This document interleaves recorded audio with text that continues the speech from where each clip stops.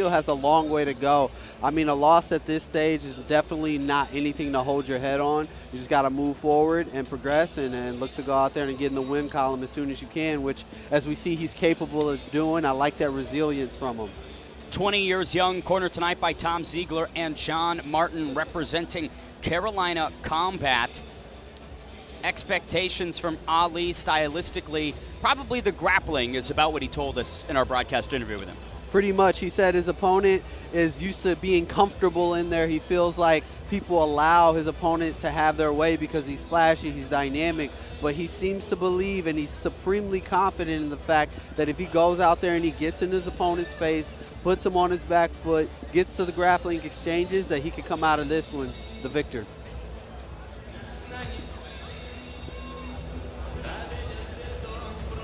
Wolves typically hunt in packs, but tonight it is just the lone man, Ali Arsamakov, making the APFC debut, kicking off the card here in the Greater Richmond Convention Center. And now, making the walk to the APFC cage, also fighting out of Charlotte, North Carolina, Buddha, the Bounty Hunter. Buddha, the Bounty Hunter, locked and loaded, aiming for his 4th straight victory as an amateur. Cornered tonight by Liam Pinero and Nahom Demissi, representing Kaizen MMA and Beta Academy. David, we know Buddha Hancher, we know what he brings, and it's all weapon, all power. All weapon, all power, and all confidence more than anything as you see him walk down the aisle and he's ready to step into the cage. I mean, this kid is the definition of calm, cool, and collected. He's had some great performances in here, and I'm pretty sure he's looking to build off that tonight. Lost his amateur debut against Patrick Budd, but has been perfect since all stoppages. The APFC debut he had in August of last year was a 70-second TKO over Yael Najera. When you think about his previous performance in this promotion, what comes to mind, Dave? I mean, this kid definitely has a high ceiling. You know, I would like to see him go out there and get in a, meet a little bit of resistance. I think this is a great matchup stylistically for him to kind of rise to the occasion, so to speak, against a talented prospect that he's facing. I think with his confidence and everything, though, it's just a matter of time till he's truly, truly tested. And I think once he's really tested, that's when we're really going to see whether he's a superstar or if he still has a road to go ahead of him. 5th-ranked amateur middleweight in Virginia, the Bounty Hunter, Buddha Hanchard, here for his 2nd APFC outing. Let's take it to a tail of the tape for our first fight of the night. Ali Arsamakov and Buddha Hanchard from Charlotte, North Carolina. Both guys 3-1 for Buddha, 3-3 for Ali. 2 years separate them. Hanchard will have 1 inch in height. Each came in at the APFC welterweight limit. Let's send it inside to handsome Michael Hansen. Ladies and gentlemen, good evening and welcome to the Greater Richmond Convention Center here in beautiful Richmond, Virginia, where tonight Anthony Showtime Pettis is proud to present APFC 19. Tonight's preliminary bouts are sanctioned by Global Combat Alliance. Executive Director Joanna Kataboui. The judges are Lisa Cuellar, Stacy Dolby, and Joe Cooper. And now, this fight is 3 rounds in the APFC welterweight division, sponsored by Lincoln Ridge. And now, introducing first, fighting out of the blue corner, a striker, standing 6 feet tall. He officially weighed in at 170.8 pounds. Coming in tonight with a record of 3 wins and 3 losses, and he is fighting out of Charlotte, North Carolina, Ali, the Wolf Arsamakov. And across the cage, his opponent fighting out of the red corner, a true martial artist, standing 6 feet 1 inch tall. He officially weighed in at 171.6 pounds, and he comes in tonight with a record of 3 wins and 1 loss, fighting out of Charlotte, North Carolina, Buddha, the Bounty Hunter, Hancher. And your referee in charge is Matt Goodhart. Matt Goodhart, 3rd man in the ring for this welterweight clash between Buddha Hanchard and Ali Arsamakov.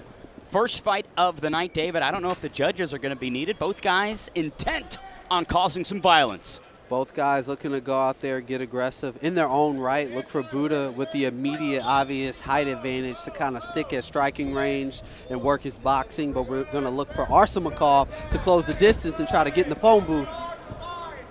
3-minute rounds. Arsamakov, Buddha in the middle. I like that probing jab from Buddha early. You can just tell how composed he is in there, despite the young age. Very composed. I mean, definitely using that jab as a range finder. Throwing some naked kicks there, which he has to be careful with. I mean, immediately looking at Arsamakov, I don't think that he's lacking in the striking department as well. So he definitely wants to make sure his defense is up, and he doesn't want to throw any naked kicks to get countered. Ripped downstairs moments ago for Buddha, partially connects. Got to be careful about keeping the hands a little low on those exits, though, David. Arsamakov trying to make him pay.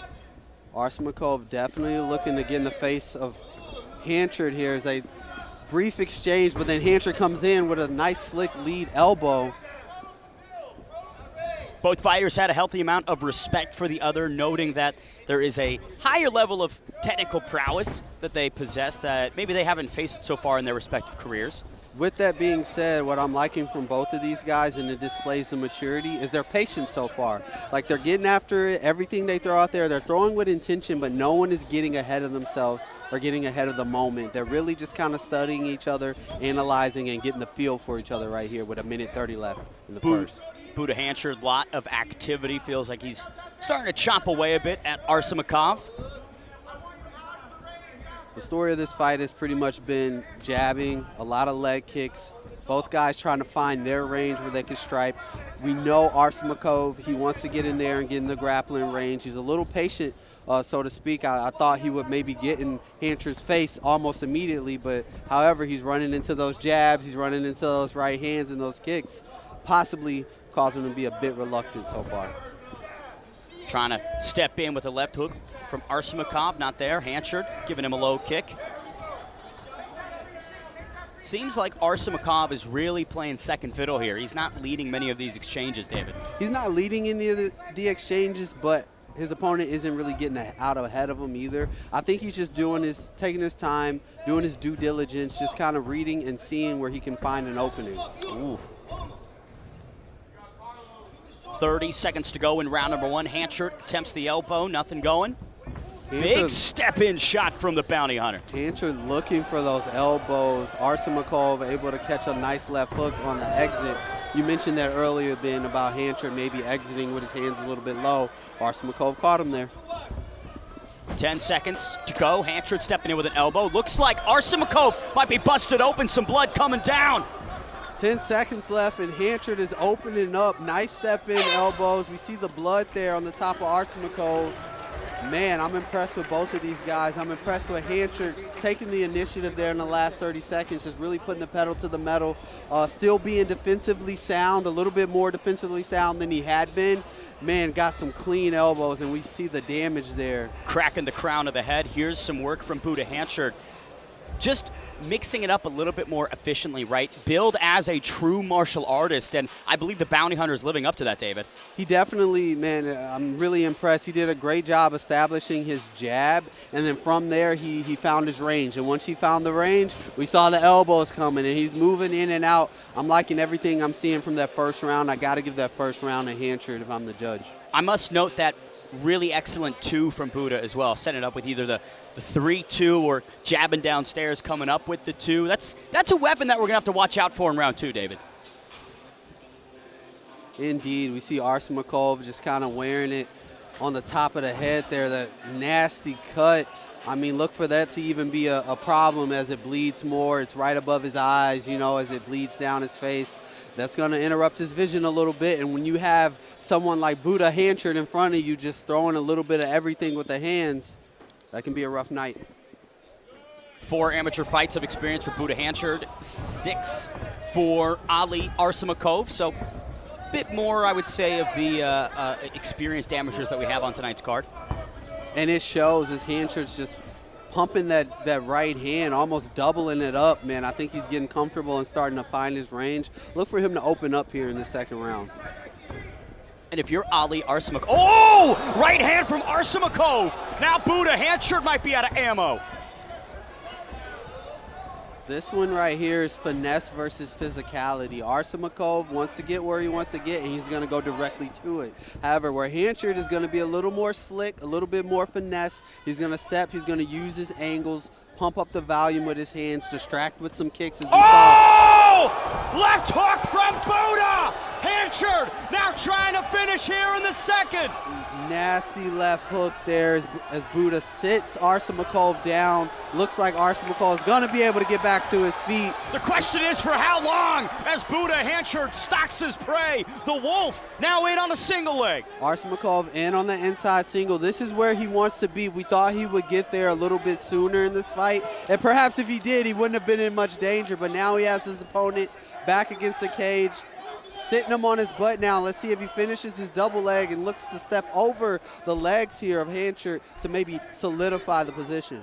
What intuitive, reactive grappling from Ali Arsamakov, tasting some of the lethality and going, you know what? I have many more tools in my tool belt. Let's change it up. I think if he was being a little bit patient with his grappling, Hanchard definitely made him pull that out of his back pocket. Now he's in a much better position. Let's see if he can build off of this back position as he has Hanchard against the cage here. Minute to go in round number 2. Ali Arsamakov tasting the canvas in brutal fashion. Now Buddha Hanchard maybe trying to lock up a Kimura. Nothing going.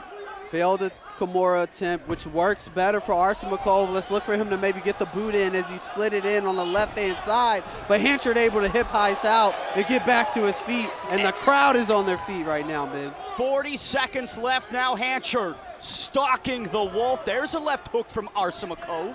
But this is tough territory for Ali Arsamakov.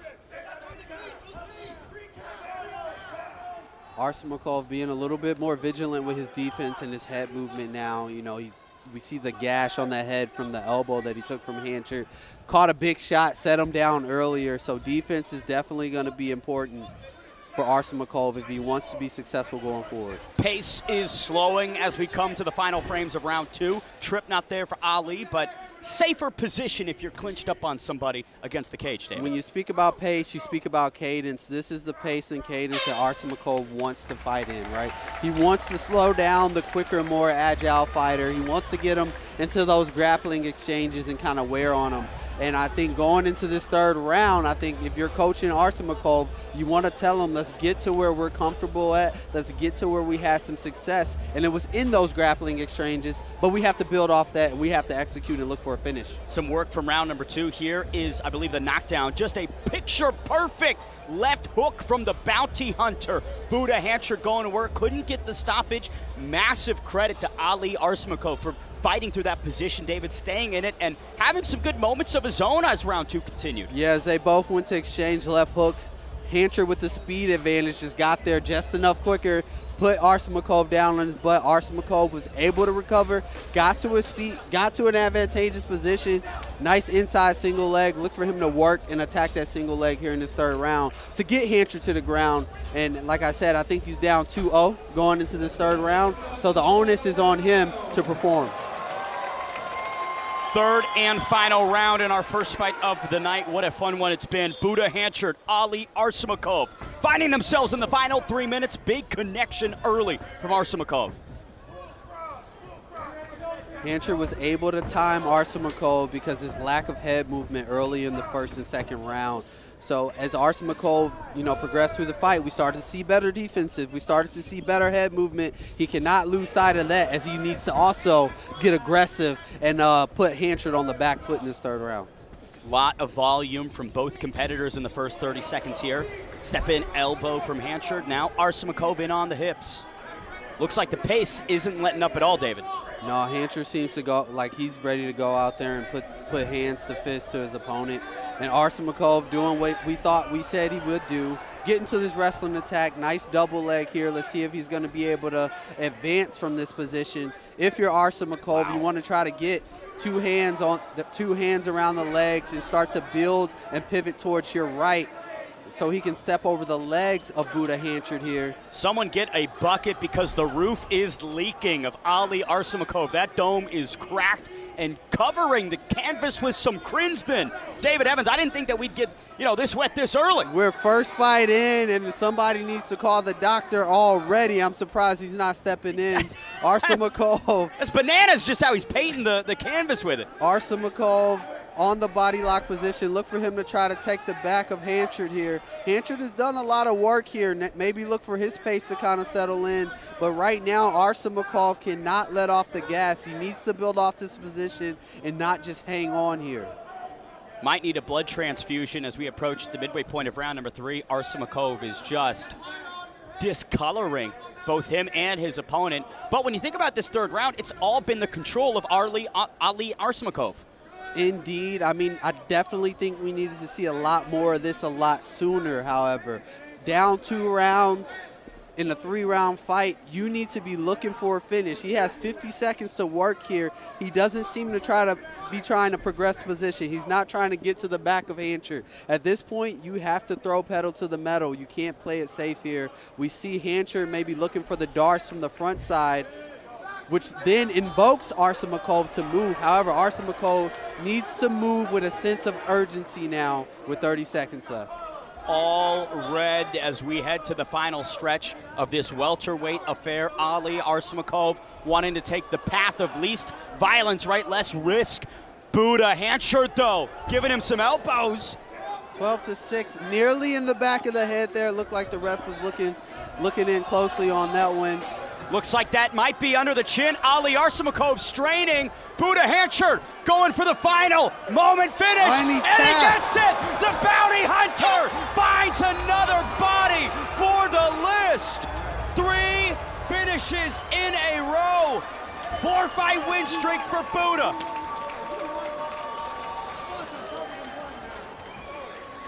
Wow, impressive finish. I love what I saw from Buddha. Constantly looking for the finish. I mean, he had, 7 seconds left. Never took his foot off the gas, was always looking to finish. I mean, if I'm his coach, I think that is a flawless victory, if you ask me. Deeply pleased with that performance. Buddha Hanchard must be. Excellent striking and this grappling prowess, right? Waiting the entirety of the third round for his moment to strike, and boom, like a cobra, wraps it up underneath the chin. David Evans, it is done. And look at the torque that he gets on the body of Ali Arsamakov. What an image right there, man. If you're Buddha, I mean, that's a picture-perfect finish, picture-perfect fight. And could you only imagine, we're 1 fight in, you're in the background, you're in the back, warming up, and you see Arsamakov walk through the cage, you got to be like, man, welcome to the APFC. Yeah, I mean, I don't know if we have a second canvas that we could install quite quickly before this second fight, but either way, Buddha Hanchard, 4-fight win streak, all finishes. 2-0 here in APFC. David, we've got an amateur middleweight championship coming up between Edwin Romero and Noah Starowitz, but I feel like an amateur welterweight championship with Buddha Hanchard and someone deserving could be in the near future of the bounty hunter. I mean, definitely after a performance like that and some of the other performances we've seen from him, he definitely speaks to be that talented. He's someone that has the capabilities to be a champion. I love it. Well, let's set it inside to make that third round stoppage official. It's handsome Michael Hansen. Ladies and gentlemen, our referee, Matt Goodard, intervened and ended the fight. The official time, 2 minutes and 59 seconds of round number 3. Declaring your winner by submission via guillotine choke, Buddha, the bounty hunter.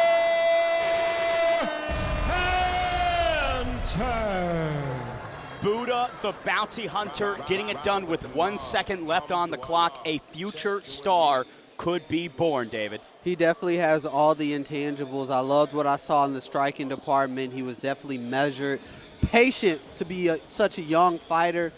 We saw he got a bit controlled in some grappling sequence. I'd be interested to see him maybe flow on the ground a little bit more and see what that looks like. But if it ain't broke, don't fix it, Ben. Full fight replay brought to you by Lincoln Ridge. Buddha Hanchard electrifying the Greater Richmond Convention Center with some beautiful striking. Eats a shot very early from Ali Arsamakov, but that left hook, I mean, golly, that had some heat on it, David. Look, you're not going to swim and not get wet. Hanchard got wet a little bit, but once he did, he answered the call and he laid on some power shots, beautiful volume. And as we see right here, this nice guillotine finish, which honestly, he didn't really need, but he just kept chasing it.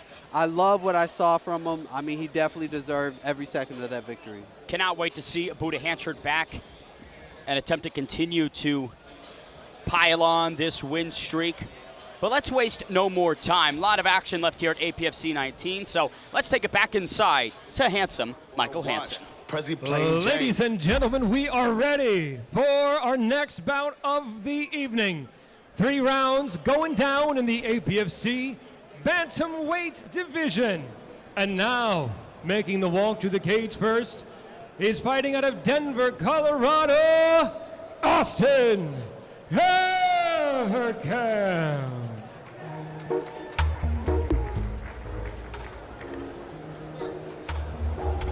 Undefeated amateur bantamweights on both sides of this one. Austin Haverkamp from Denver, Colorado. Cornered tonight by Corey Galloway, representing pound for pound Muay Thai and BRD BJJ.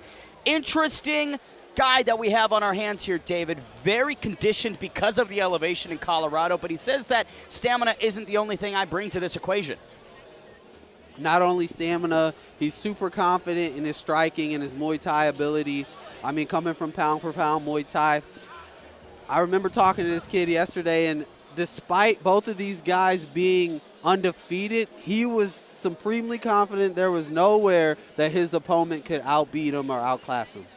Both of Austin Haverkamp's victories have been stoppages, a TKO in the debut and a third-round triangle choke over Owen Schultz. That was in June of 2025, looking to make it 3-0 so far in the calendar year. But like you mentioned with the Muay Thai background, 1-1 as an amateur Muay Thai practitioner, so testing many different disciplines, and I love to see that these young guys, you know, experiencing other avenues of combat sports. That's what it's all about. It's not about just being undefeated or just specializing in what you're known for now. You know, there is no specialist in MMA anymore. You have to be good at anything. You have to be good at everything at any given moment. And I love when I see young guys taking that mindset, exploring and growing and constantly putting tools. The APFC debut of Austin Haverkamp. And now making the walk to the APFC cage is fighting out of Mechanicsville, Virginia, Aaron Thomas. A lot of love for the Mechanicsville, Virginia native Aaron Thomas, 2-0 as well. Cornered tonight by Luke Hunsaker and Rick McCoy, coming out of that MMA Institute, as are many of the best products in this Virginia Midwestern space, David. Yeah, Aaron was supremely confident in his wrestling and his boxing and his ability to mix both of them together. He believes this is a very even-keeled matchup here, but his ability to be dynamic and put all of his tools and fight within those transitions is what he believes is going to separate him from his opponent. Second time we've seen Aaron Thomas underneath the APFC banner. Took out Nelson Fernandez on the scorecards August of last year. Followed that up with a big second-round TKO over Forrest Caro. That was his first fight of 2025. Here he is in his second outing this calendar year and wants to keep the streak alive, but his opponent does as well, David. Man, I mean, I love the fact that he wants to stay busy, and I also love the fact that he's chasing what it seems to me, he's chasing the top talent out there. I think that's how you build a young fighter. I think that's how you build a young prospect. And I got to give my kudos to both of these guys. Tail of the tape for our second fight of the night here in the Bantamweight division. Austin Haverkamp representing Denver, Colorado, 2-0, as is his opponent, Mechanicsville's own Aaron Thomas. 3-year age difference, with Thomas being the elder, but both Bantamweights are even on the height and weight. Can't wait for this one. APFC, potential staple of the 135-pound division, Aaron Thomas, taking on undefeated challenge. Let's send it inside to handsome Michael Hansen. Ladies and gentlemen, this fight is 3 rounds in the APFC Bantamweight division, sponsored by Toyo Tires. And now introducing first, fighting out of the blue corner, an A-class kickboxer, standing 5 feet 7 inches tall. He officially weighed in at 136.2 pounds. Coming in tonight with a record of 2 victories and no losses, and fighting out of Denver, Colorado, Austin Haverkamp. And across the cage, his opponent fighting out of the red corner, a striker, standing 5 feet 7 inches tall. He officially weighed in at 135.8 pounds, and he also comes in tonight with a record of 2 wins and no losses, fighting out of Mechanicsville, Virginia, Aaron Thomas. And your referee in charge is Sean Spath. Sean Spath, third man inside for this bantamweight bout between Aaron Thomas and Austin Haverkamp, both undefeated. One man will remain as such, one man won't. Haverkamp in the black and blue, Aaron Thomas in the all-black trunks. Round number 1 underway. Both of these guys getting right to the center of the cage. Early jab from Thomas. Promised some crisp boxing, and man, I mean, that is stiff, David. Beautiful jab there by Thomas. Haverkamp, you know, we thought he would have the immediate striking advantage, but I think Thomas is already starting to find his range and find his groove here. Nice defense, blocking the leg kicks, but then answers with some shots of his own.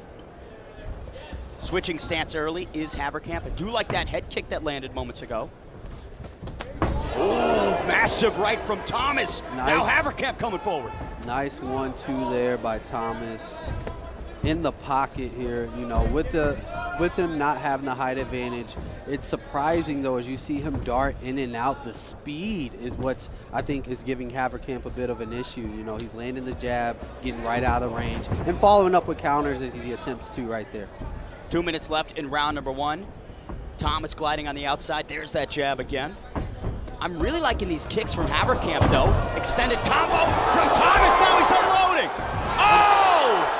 Nice combination and follow-up there by Thomas. You mentioned the kicks. However, throwing naked kicks in MMA can always be dangerous, especially when you have an opponent like Thomas who's quick, intelligent, and knows where he's countering at. Midway through round 1, nice kick there from Haverkamp. Thomas blocks it. Oh, partial low blow potentially. But a deeply frenetic pace as expected from these bantamweights, David. Yeah, a lot of speed here, a lot of volume so far, which we always expect from bantamweights, flyweights, the lower divisions. I'm liking how Thomas, though, you know, we talk about speed. He's not just fast. If you look at his eyes, before he goes, he knows where he's going, which I think is why he's having so much success up to this point, countering Haverkamp. Haverkamp throwing some great leg kicks. Haverkamp throwing some good combinations, but I think the eyes of Thomas, he seems to be a step or two ahead of Haverkamp. And there's also a power differential. When Aaron Thomas is connecting, there is a tangible effect it has on Haverkamp.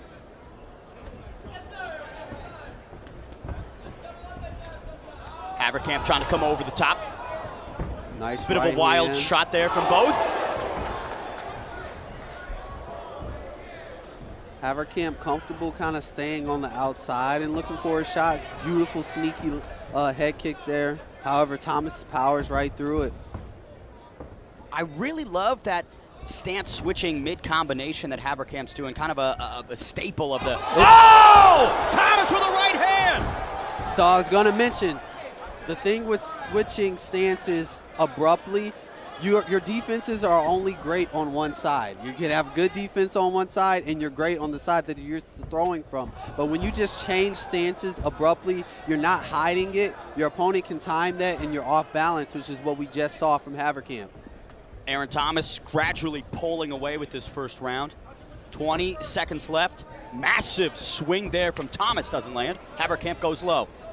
At this point, I think Thomas has the timing down from a countering perspective. He's almost looking forward to Haverkamp throwing so he can slightly get his head off center and land big shots in return. Haverkamp just does not have the caliber of strikes that Thomas does. Another massive connection from Thomas. Wow.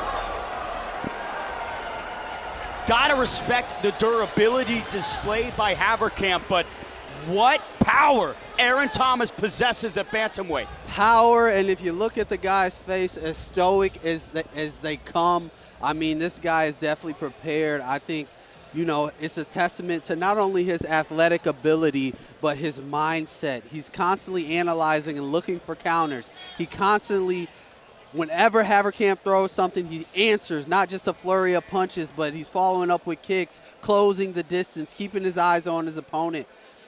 Right here, we see Haverkamp comes in, and he just slowly takes his head off the center line, throws that big right hand, and sits Haverkamp down.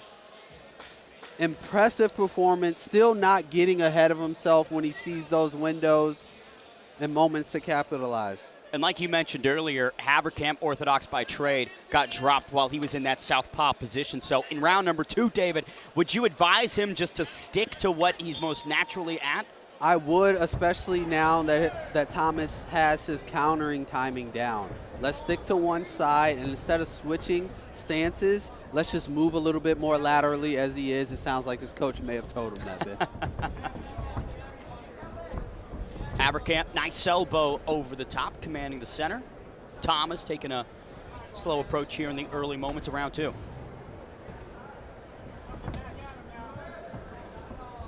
Haverkamp looking to move forward a little bit. Last round, we saw him kind of hanging on the outside, but whenever he darted in from distance, Thomas had him timed and would look to counter and had a few good moments there. Oh! Whoa. Haverkamp lands the head kick. Thomas now retreating.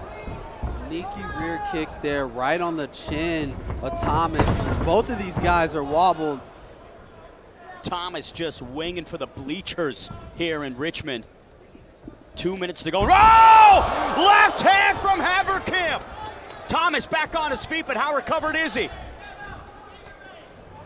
I just feel like at any given moment, someone is going to hit the canvas. Knee from Haverkamp now. Thomas in survival mode. Snap down guillotine. The diamond's in the building. Maybe Haverkamp can get it. And he gets it, man.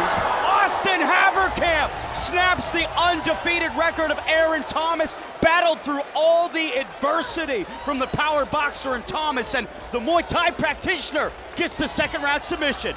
Man, it was not looking good there for a second for Haverkamp. However, he was able to make the adjustments. You know, he stopped being flashy and went to what worked. He stuck to one side, started moving laterally, and I think that allowed him to find his timing and find his range. And once he did so, he started to land a little bit more. And then once he got the moment to snap in that guillotine, a little bit of a lazy single leg there by Thomas, he jumps right on it, and that's all she wrote.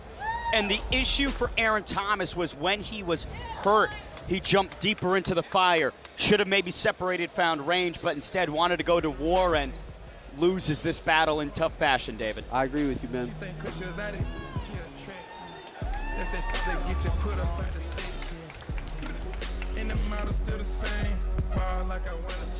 To make this second round submission official, we send it back inside to the voice of APFC, handsome Michael Hansen. Ladies and gentlemen, our referee Sean Spath intervened and ended the fight. The official time, 1 minute and 19 seconds of round number 2, declaring your winner by submission via guillotine choke, Austin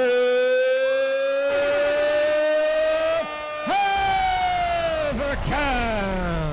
Battled through some serious adversity in enemy territory, gets it done in a big way, Austin Haverkamp, and still unbeaten, David. I mean, those are the fights that make champions. You know, it's good to go out there, be flashy, put on shows, but what happens when you meet resistance? What happens when you get knocked down? And I think Haverkamp answered both of those questions. When he gets knocked down and when he meets resistance, he's able to rise to the occasion. He's still able to keep a calm, cool, collected head about him, and he found a path to victory. Full fight replay brought to you by Toyo Tires. There was that right hand that sat Austin Haverkamp down in the first frame. Seemed like the Muay Thai practitioner might have been out of his depth a little bit, but sneaky shots like that head kick, David, pulled the momentum back in his favor. For sure. I mean, we saw him kind of show that head kick a little bit earlier a few times, but once he landed it, it was on the money, much like the guillotine. I mean, once he found that window, I mean, it was nice, it was clean. He didn't overstretch himself, stayed tight to the neck, got the choke, walks out of here with the win. 3 fights so far in his career, 3 finishes, now riding back-to-back submissions. Maybe we got to stop calling this guy a Muay Thai practitioner. Let's keep the action rolling here at APFC 19 and take it to the featherweights and send it back inside to handsome Michael Hansen. Ladies and gentlemen, we are ready for our next bout of the evening. 3 rounds going down in the APFC Featherweight division. And now, making the walk to the APFC cage first, is fighting out of Fairfax, Virginia, Alex Belaula. Alex Belaula is back for his third amateur outing. Fairfax's own, cornered tonight by Samir Fareed and Shafi Farah, representing Kaizen Mixed Martial Arts. David Evans, we know what Belaula brings to the cage, and man, it's been nothing but success so far. Success, hype, and an undefeated record. I mean, I remember talking to this kid yesterday, and I mean, he's definitely prepared. He believes in himself, he believes in his team, and he believes in his preparation, man. Big opponent in front of him tonight, maybe the most experienced person that he will have gone against. But if his fight with Roberto Romero at APFC 12 in August of last year told us anything, it's that when Alex Belaula needs to dig deep, he can. Dig deep for sure, and he may have to tonight, and this is going to make for another exciting fight. I mean, we're off to the races here so early into this card, and when young prospects and young talent like this, man, it's a treat. Little bit of time on the shelf, hasn't competed since that night in August of 2024. 12 full months that Belaula has been sharpening and refining. What do you think will be different about him tonight? I mean, only time will tell. I mean, he's coming in, he's undefeated, he's taking the time. He's a guy that's always in the gym, he's constantly training, and being so young, he has so much room and so much time to grow, but only time in the cage is going to show where he's going, and he's stepping in, and he looks more than ready. Here he is for his second APFC outing. It's Alex Belaula. Now making the walk to the APFC cage, he is fighting out of Raleigh, North Carolina, Sam Sugar Free Clary.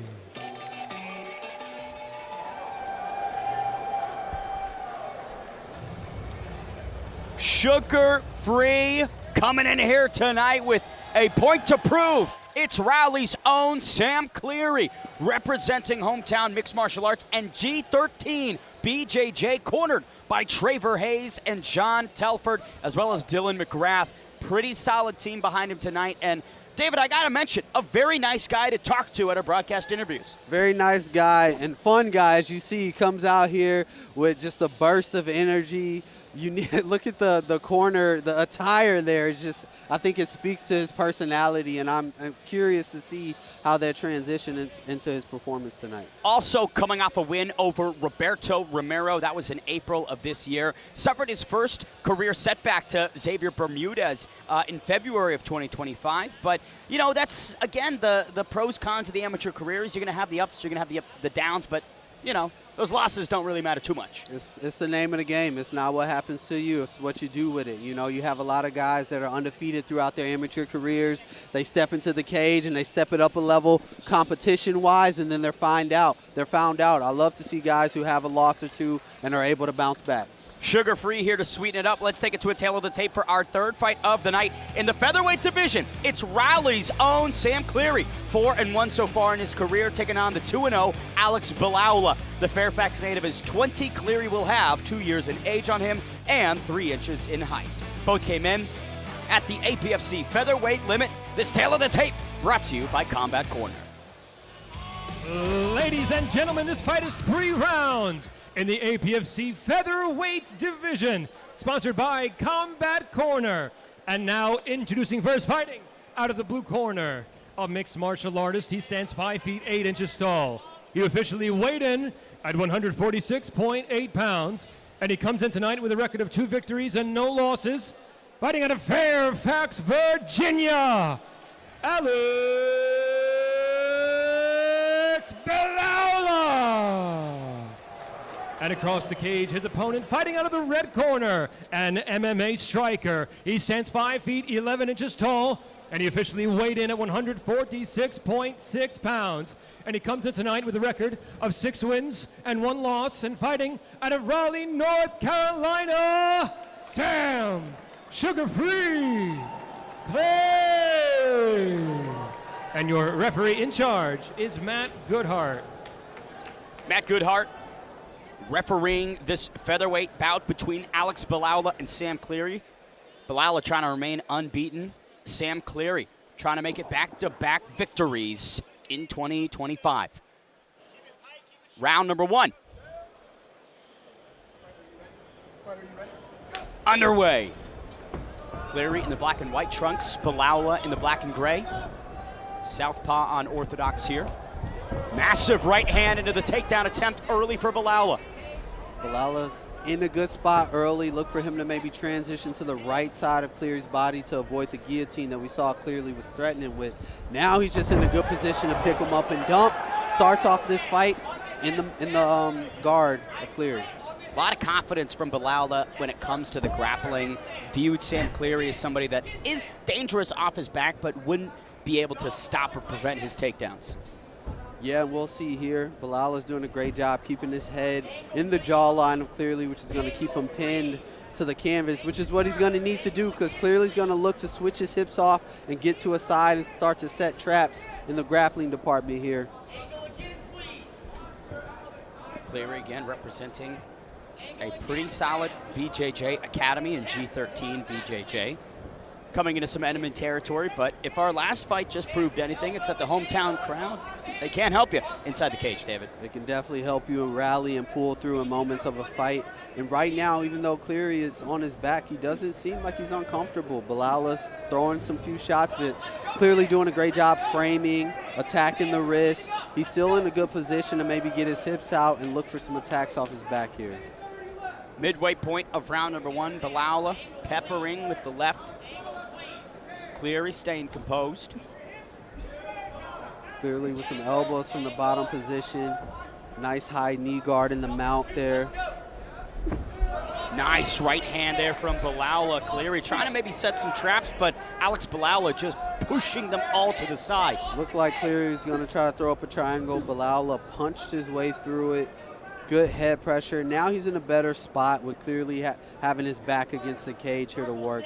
Look for Bilal to just keep his head above Cleary's, keep his head against the cage here, and just it's all hip pressure from here. And maybe looking for a window to possibly pass, but seeing what we've seen so far, I think Bilal is just going to try to tenderize him from the top position here. And if you're Cleary, what is the pathway back to the feet? Right now, he needs to do what he's doing, getting his feet on the hips of Bilal, pushing him off, and then also trying to get his back to the cage and using that cage to maybe walk up and, you know, become lateral again. First moment of this fight dictated the entirety of round 1. That takedown from Bilal has led to nothing but control time, peppering shots, a wood chipper of a effort here through the first frame. Definitely. Now he's starting to open up with the ground and pound. Cleary trying to move. Sugar Free got to get out of there. Bilal landed a few good right hands, which caused Cleary to turn and give up his back, which may almost be better as far as standing up to his feet here. Couple kicks to the dome from Bilal as they rose back to the striking domain. Interesting from Sam Cleary. You know, he had a very difficult first round, Dave. You know, I'm not mad at that. I love those kicks from Bilal. Clearly may not like it as much. He was able to get to his feet. However, that first round was nothing but control by Bilal. We saw the beautiful right hand on the entry. Then he transitioned into the double leg, power double, ran his feet. Looked like Cleary was going to be able to hold him off. However, Bilal made the adjustments, got out to the corner, and was able to scoop Cleary up and dump him on his back. And from here, as we said earlier, nothing but control. Landed some short shots, some powerful left hands. It was the right hands by Bilal that caused Cleary to open up, and he took the back of Cleary. Now, if you're Bilal's corner, you have to look at that and be like, oh, I liked what I saw. Let's get back to that position and see if we can get from the back, maybe earlier in the second round, and see if we can capitalize. Round 2 between these two featherweights, Sam Cleary, Alex Bilal underway. Cleary clearly needs a different strategy, David. We really didn't get to see much in the standing department of Cleary because that takedown came so fast. However, now he's pumping his jab and Bilal is pumping that double leg. 3 naked body kicks, David Bilal.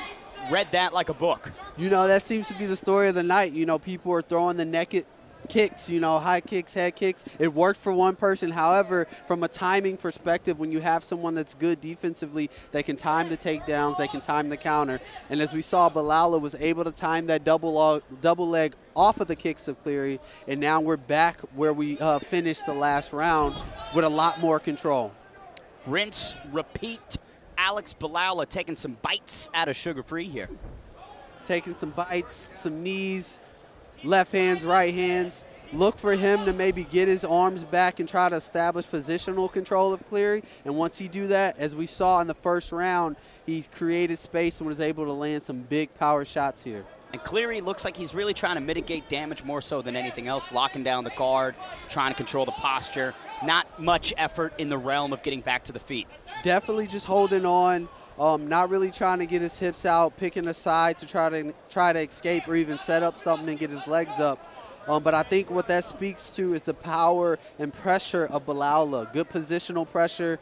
He has his head constantly in his jawline, pinching him down to the canvas. Nice high hips and driving his hips into Cleary. It's not because Cleary isn't trying to get up here, Ben. Strikes there from Bilal, forced Cleary to move. Now he's trying to lace up the appendages. A little bit of an inverse. A little rubber guard action rubber type guard. move. If he switched legs, possible buggy choke position from the side control. I don't know if the rubber guard is going to be effective on that outside. If anything, he would probably try to grab inside leg and go buggy choke. However, it may have been just something to stave off the advancement of Bilal and just control and contain him for that moment. Bilal now trying to cover the mouth, stifle the breathing. Beautiful big right hand from Alex Bilal. This has been a dominating performance from him through 2 rounds. Dominating. Stylistically, Bilal looks to be a traditional MMA striker. Great power wrestling, but once he gets on top of you, positionally, he's never off balance. And I think that's where clearly is feeling overwhelmed, much like he is when he lands those shots. Just drowning in the waters of Alex Bilal. Sugar Free has no answers, nothing to offer. 10 seconds left in round number 2. Sam Cleary is going to have to do something special in this 3rd frame. I'm loving the veteran maneuvers by Bilal, covering the mouth of Cleary, disrupting the breathing pattern, also landing shots simultaneously. This is absolutely a big dogging performance from Alex Bilal. Shucked off the legs of Cleary at the end of that 2nd round, just letting him know, hey, pal, that BJJ gym you're representing, not working here tonight in Richmond. Bilal definitely being the bully here in this fight up to this point. Right here, we see great hip position and control by Bilal, looking to land ground and pound, going to the body and coming back up to the head. Beautiful left hand shots here by Bilal, covering the mouth there, disrupting the breathing, just really making every second of this fight uncomfortable, clearly, for Cleary. That's got a good ring to it. Alex the Bully Bilal. Doesn't have a nickname yet. Maybe we can ordain one for him. 3rd and final round between Sam Cleary and Fairfax's own Alex Bilal. Sugar Free seems to be out of options ahead of this final 3 minutes.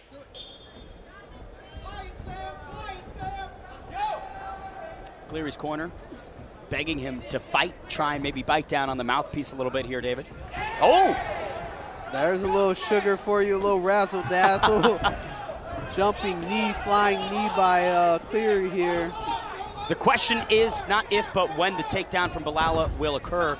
Sam trying to pump the jab out to create some space. Big head kick from Bilal. There's the shot from Alex.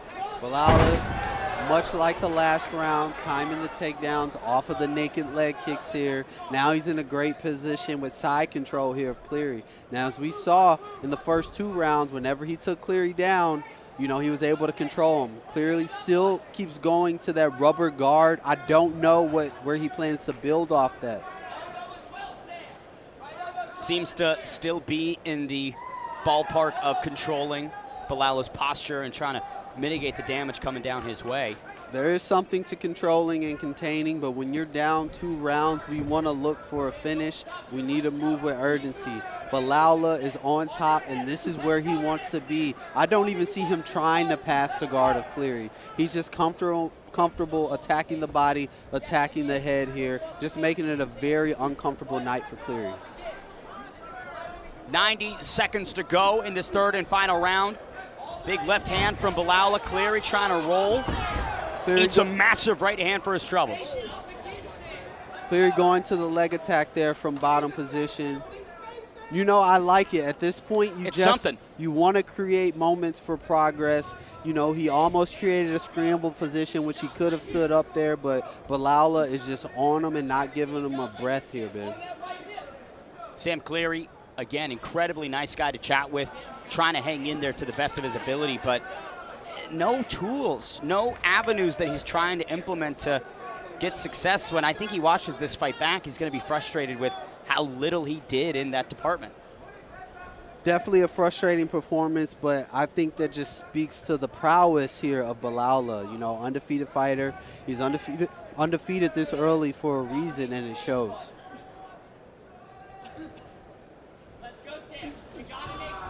Big shots there from Balaula. Cleary's corner telling him he has control. Meanwhile, Sam Cleary eating big left hands to the face. Hard left hand shots there by Balaula. Balaula just comfortable smothering his opponent. 15 seconds left. Just looking to bully him and beat him down for the next 10 or so seconds here. Brutal work from Alex Balaula, pounding his way through the final 10 seconds of round 3. It has been a shutout from the unbeaten Fairfax native. He will extend the win streak to 3 in a row and make it back-to-back wins here at APFC. Highlights from those final 10 seconds. Relentless pouring it on from Balaula, David. Man, Balaula was, much like you said, relentless and just brutal throughout this entire fight. I don't think there was any second or any stanza of this fight where Balaula was not at least extorting force or just brutally beating down Cleary. I mean, every position, every second that he could, man. I think this was one of the more dominant performances I've seen tonight. In terms of the few maybe positive takeaways for sugar-free Sam Cleary, that big knee was something noteworthy at the beginning of round 3. Couple good kicks, but again, was really failing at putting this fight in places where he's comfortable and where he can find success. I just think Balaula just was fighting on a different frequency. Once he got out ahead, I think he just kind of left Cleary in the dust, and Cleary was clearly struggling, you know, keeping up with the pace, keeping up with the pressure, and the power wrestling of Balaula. Well, let's make it official and send it inside to handsome Michael Hansen. Ladies and gentlemen, after 3 rounds of action, we go to the scorecards. And all 3 judges scored this fight 30-27 for your winner by unanimous decision, Alex Balaula.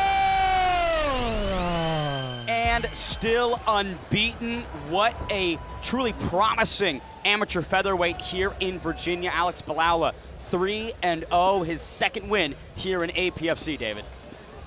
Man, dominant win. I think, once again, another picture-perfect performance here tonight. Balaula was pressure from start to finish here. He knew where he wanted to go, and he wasted 0 time getting there against a tough opponent, and clearly. However, not tough enough to stop those power double legs. As we see Balaula in, scooping Cleary up and just dumping him on his back, and once he got there, was relentless in his approach to chipping away at Cleary. Took his back a few times, attacking the body, attacking the head, covering up the breathing and mouth of Cleary here, just really making Cleary work for nothing at this point. Full fight highlights brought to you by Combat Corner. Tonight's main event features the Flyweights. Let's showcase those 125ers now with a bout between Anthony Livano and Rene Marroquin. Let's send it back inside to Michael Hansen. Ladies and gentlemen, we are ready for our next bout of the evening. 3 rounds going down in the APFC Flyweight division. And now, Making the walk to the cage first, he's fighting out of Leesburg, Virginia, Renee, the Jaguar Marroquin. The Jaguar, Renee Marroquin, representing Leesburg, Virginia, cornered tonight by Liam Panero and Gustavo Abel, representing Kaizen Mixed Martial Arts. David, we have seen a lot of these Kaizen MMA guys coming through APFC, and they truly have a special skill set. Man, I think this team just has depth more than anything. We've seen the level of talent that they have, a few prospects, a few guys who are, you know, kind of more established, and I think that just makes for a good room and a good breeding ground for great fighters. And as we see, another good fighter in his own right, Renee Marroquin, he comes in here, he's confident, he believes his boxing and his wrestling is what's going to be the difference maker here for him tonight.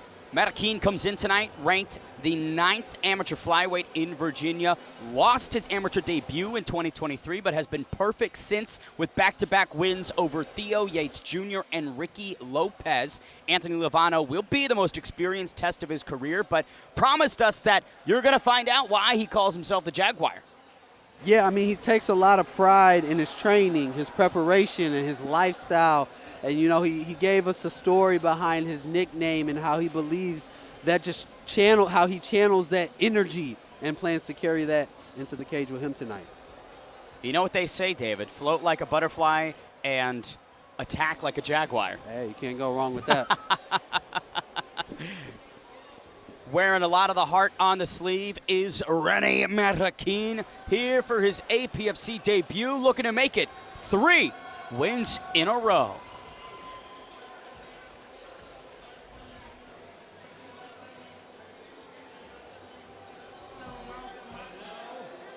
Making the walk to the cage, fighting out of Richmond, Virginia, by way of Lima, Peru, Anthony Lovano. Anthony Lovano representing Lima, Peru, fighting out of Richmond, Virginia. Coming from the Odyssey Mixed Martial Arts Gym, cornered tonight by John Simmons, Robbie Cuttrell, and Miguel Herrera. Very interesting guy, super composed, dialed in, and knows the opportunity here for him. Not a lot of Peruvian mixed martial arts displayed on the highest level. Anthony Lovano, an opportunity to fill that void. We're going to get to see it tonight. I mean, we spoke with him yesterday through a translator, and I mean, he still, you know, even in Spanish, made it clear he was coming out here to knock his opponent out and believed that he had every tool and every intangible to do so. We speak about battling through adversity. Anthony Lovano lost his first 2 amateur bouts, decided to keep going, stick with it, now finds back-to-back victories to even out the record. What does that say about Lovano to go 0-2 and then still dive back into the trenches? You know, I love the resilience, and I mean, that just tells me this is a guy who, even when everything isn't going his way, is not going to take the easy way out. He's not going to be someone that's easy to put out. He's not going to easily give you positions. He's been through the fire. He's been tried. He's been tested, and that perseverance that he has and that confidence that he has could light a fire in that cage tonight. Lovano, a training partner of APFC Flyweight champion Austin, the American grappler Hall. Have to imagine that that's really going to level up his ability on the ground. You know, it definitely helps to have that feel, that rub on the day-to-day basis. When you talk about grappling, particularly here in the APFC, there's no other name that rings bells more than Austin Hall. Let's take it to a tail of the tape for this flyweight bout between the Peruvian Anthony Lovano and Renee Marroquin.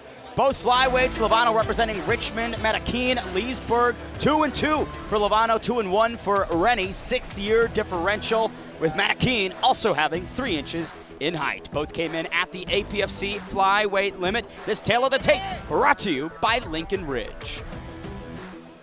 Gentlemen, this fight is 3 rounds in the APFC Flyweight division, sponsored by Lincoln Ridge. And now introducing first, fighting out of the blue corner, a power boxer. He stands 5 feet 6 inches tall. He officially weighed in at 127 pounds, and he comes in tonight with a record of 2 wins and 1 loss. fighting out of Leesburg, Virginia, Renee, the Jaguar Marroquin. And across the cage, his opponent fighting out of the red corner, a striker. He stands 5 feet 3 inches tall, official weight 125.8 pounds, and he comes in tonight with a record of 2 wins and 2 losses. Damas y caballeros, de Lima, Peru. Now he lives and fights out of Richmond, Virginia, Anthony Levano. And your referee in charge is Sean Spath. Sean Spath, third man inside for this flyweight bout. Levano in the Peruvian trunks. Renee Marroquin in the red and white. 3 3-minute rounds. Round 1 underway.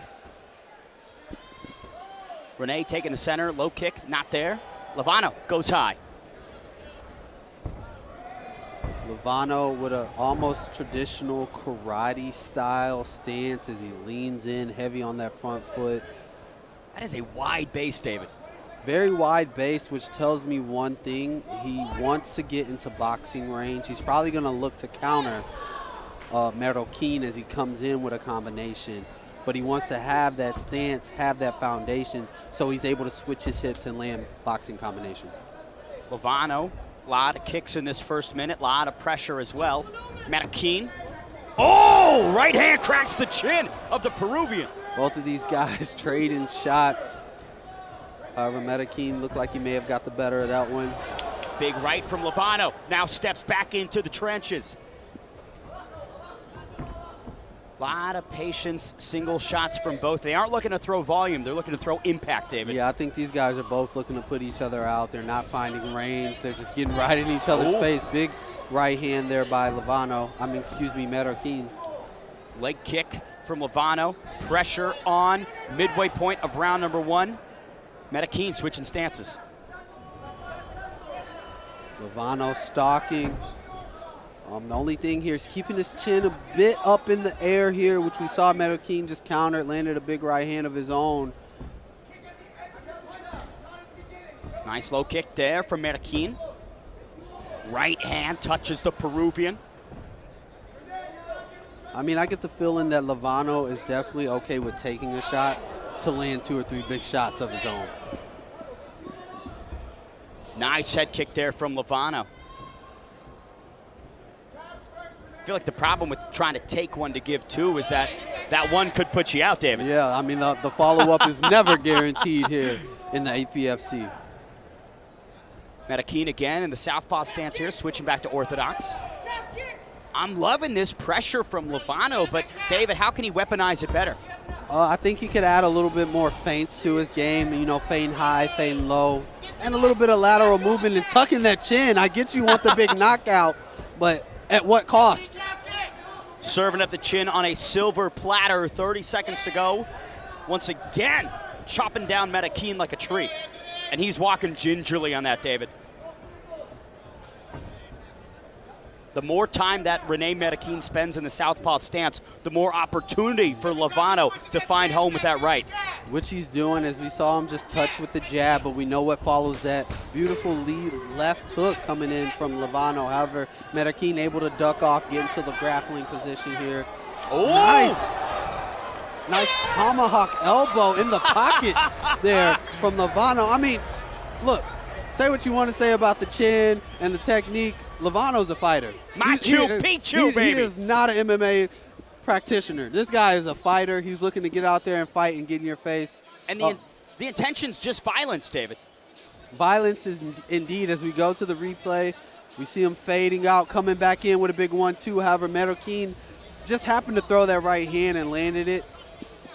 And they just, both of these guys just hand fighting, looking for the moment to land. Levano tries to land a big lead left hook. Marroquin was able to slip and kind of grip Levano up, which is what you want to do in that situation, because clearly tomahawk with a punch 2-3-2 combination afterwards. Levano is coming for blood. And we cite some of the gaps in both game plans, right? Levano keeping the chin quite high in the air, but Marroquin in those spots where he's in the pocket, he could at times just be sitting there, not Yes. offering anything, not retreating backwards, which is not a place you want to be. Entirely too passive. I mean, what that tells me is, he's a very intelligent guy, but sometimes you get that paralysis through analysis, particularly in the fight when everything is happening at a tenth of a second. You don't have time to think. You need to react. You need to move. Now Rene Medikine trying to pressure. Lovano feeding him knees to the chin and stomach. Good takedown attempt here from Rene.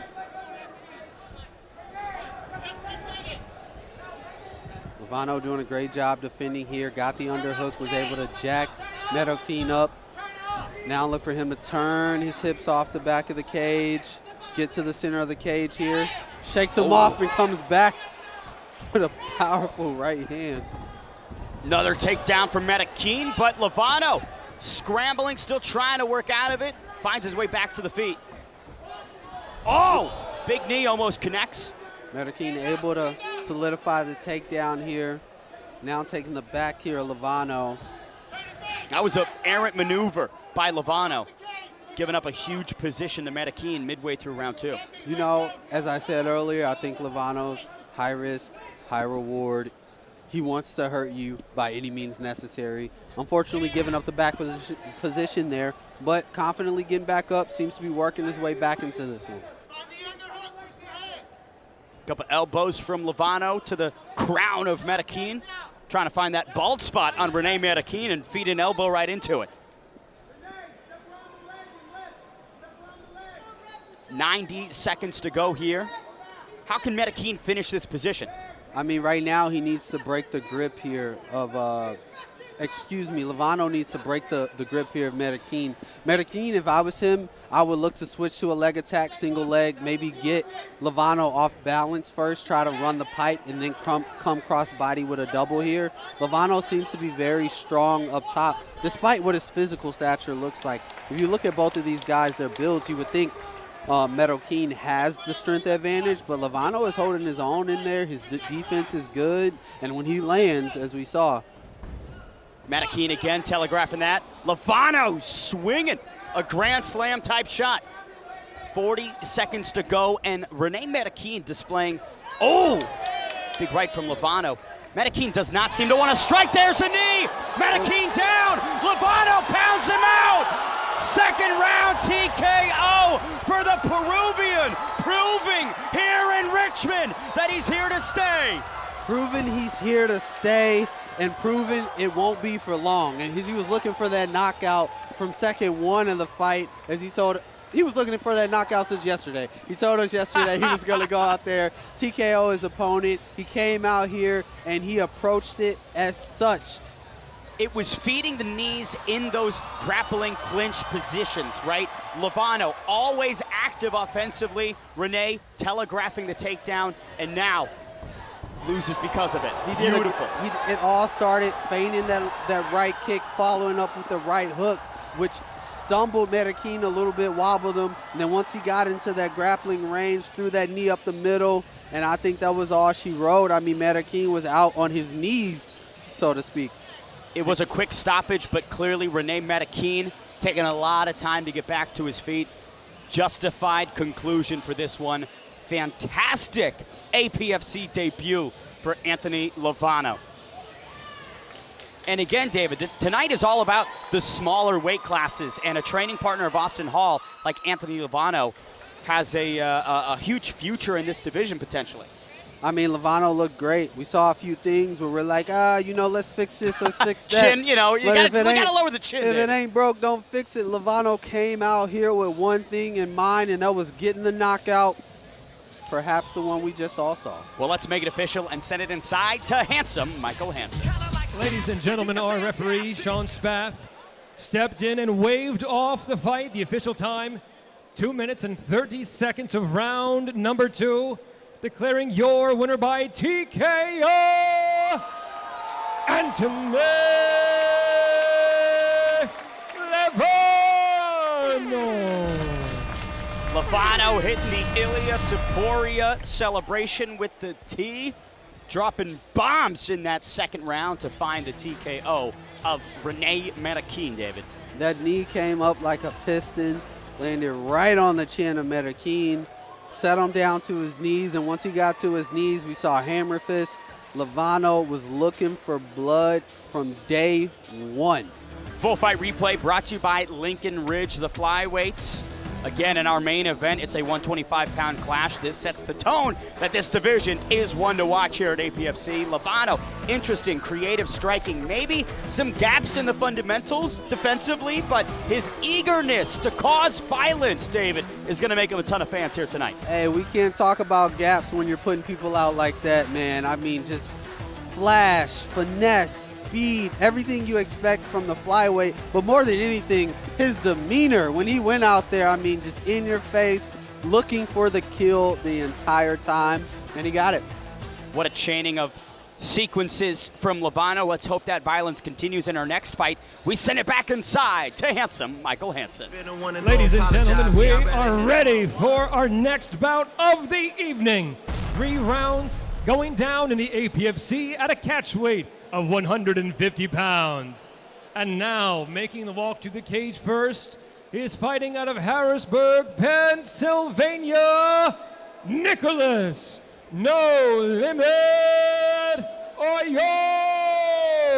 I know you're proud of me. Look at all the... Nick Oyola, repping Harrisburg, trying to find his first victory as an amateur mixed martial artist. Has the swagger, has the confidence, David, but he has yet to find the win column. He's halfway there, but he has to get out there, and you know we need to see the result, right, of the result of a winner. The swag, the confidence, I love it. 0-2, he needs to come out of here with a chip on his shoulder, and he needs to be in the position where he feels like he has something to prove. Started his amateur career in November of last year, has dropped 2 fights, one to Musa Barros by unanimous decision, his first to Mukhtar Barros by majority decision. So it's kind of interesting that his entire MMA career has been against the Barros brothers, and they've both beaten him. Well, maybe they just have the secret sauce. Maybe they know something we don't know. Can we combine both of those losses into one? Maybe he's 0-1. Right. There's a sibling, equality we can write on it. Either way, cornered tonight by his father, Ray Oyola, and C.J. Gabner, repping 717 MMA, No Limit Nick, trying to find his ceiling, his potential as a fighter, and again, his first victory, which would really be a fantastic night for him here in Richmond. What better place, man, to get your career set off on the right foot, than APFC here tonight. That's what they say. There's no better place to win than Richmond, Virginia. That could be a casino tagline. There you go. That could be a mixed martial arts one. Who knows? Little branding, marketing genius here by Ben the Bane Davis. Here he is for his APFC debut, trying to find his first win as a mixed martial artist. It's Nick Oyola. And now, making the walk to the APFC cage, he's fighting out of Richmond, Virginia, Nick Fusco! Nick Fusco getting the crowd loud, hometown kid wanting to kick off his career the only way he knows how, David, with a victory. 0-0, we talk about something to prove. I mean, this kid is unwritten at this point. He has an opportunity, a chance to go out here and shine in front of the hometown crowd. You can see the confidence. You can see the intensity in his face. Traditional Muay Thai garb there on his head. I think it's safe to say he's going to be looking for the knockout tonight. Gene Byard and Grayson Mullins cornering him here tonight, representing 10 Kicks and Boa BJJ. Interesting from Nick Fusco to, in the broadcast interview, right, how just dialed in he is, how confident he is, despite this being his debut. You definitely get the feel that he's been here before. However, coming up to the big stage, there's a difference between watching it, seeing it, and actually feeling it. As he goes in here, he steps into the cage, he's in front of his home crowd. You can hear the pop right when he came off. Let's see if that's going to make him or break him up to this point. Now, Muay Thai practitioners so far tonight at APFC 19 have displayed some good jiu-jitsu, right? What are you expecting from Nick Fusco? from Fusco. I'm expecting him to go out there, and I think with the energy and the excitement that he's feeling right now, I think he's going to get right in his opponent's face. I think he's going to look for the finish. I don't get the feeling that he's a one-dimensional fighter, so I think he's prepared to go in any facet. Nick Fusco making the debut in the hometown. Let's take it to a tail of the tape for this catchweight affair. 3 3-minute rounds at 150 pounds. Fusco repping Richmond, making the debut. Nick Oyola from Harrisburg trying to find his first win. 2 years separate them, with Fusco being the elder, but he will give up 1 inch in height to Nick Oyola. Both come in at the APFC catchweight limit. This tail of the tape brought to you by Lincoln Ridge. Gentlemen, this fight is 3 rounds in the APFC at a catchweight of 150 pounds. Sponsored by Lincoln Ridge. And now introducing first, fighting out of the blue corner, a mixed martial artist, standing 5 feet 10 inches tall, official weight 149.8 pounds. Coming in tonight with a record of 2 losses and fighting out of Harrisburg, Pennsylvania, Nicholas No Limit Oyola. And across the cage, his opponent fighting out of the red corner, a Muay Thai fighter, standing 5 feet 9 inches tall. He officially weighed in at 149 pounds, and he steps into the APFC cage tonight to make his debut, and fighting out of Richmond, Virginia, Nick Fusco! And your referee in charge is Matt Goodhart.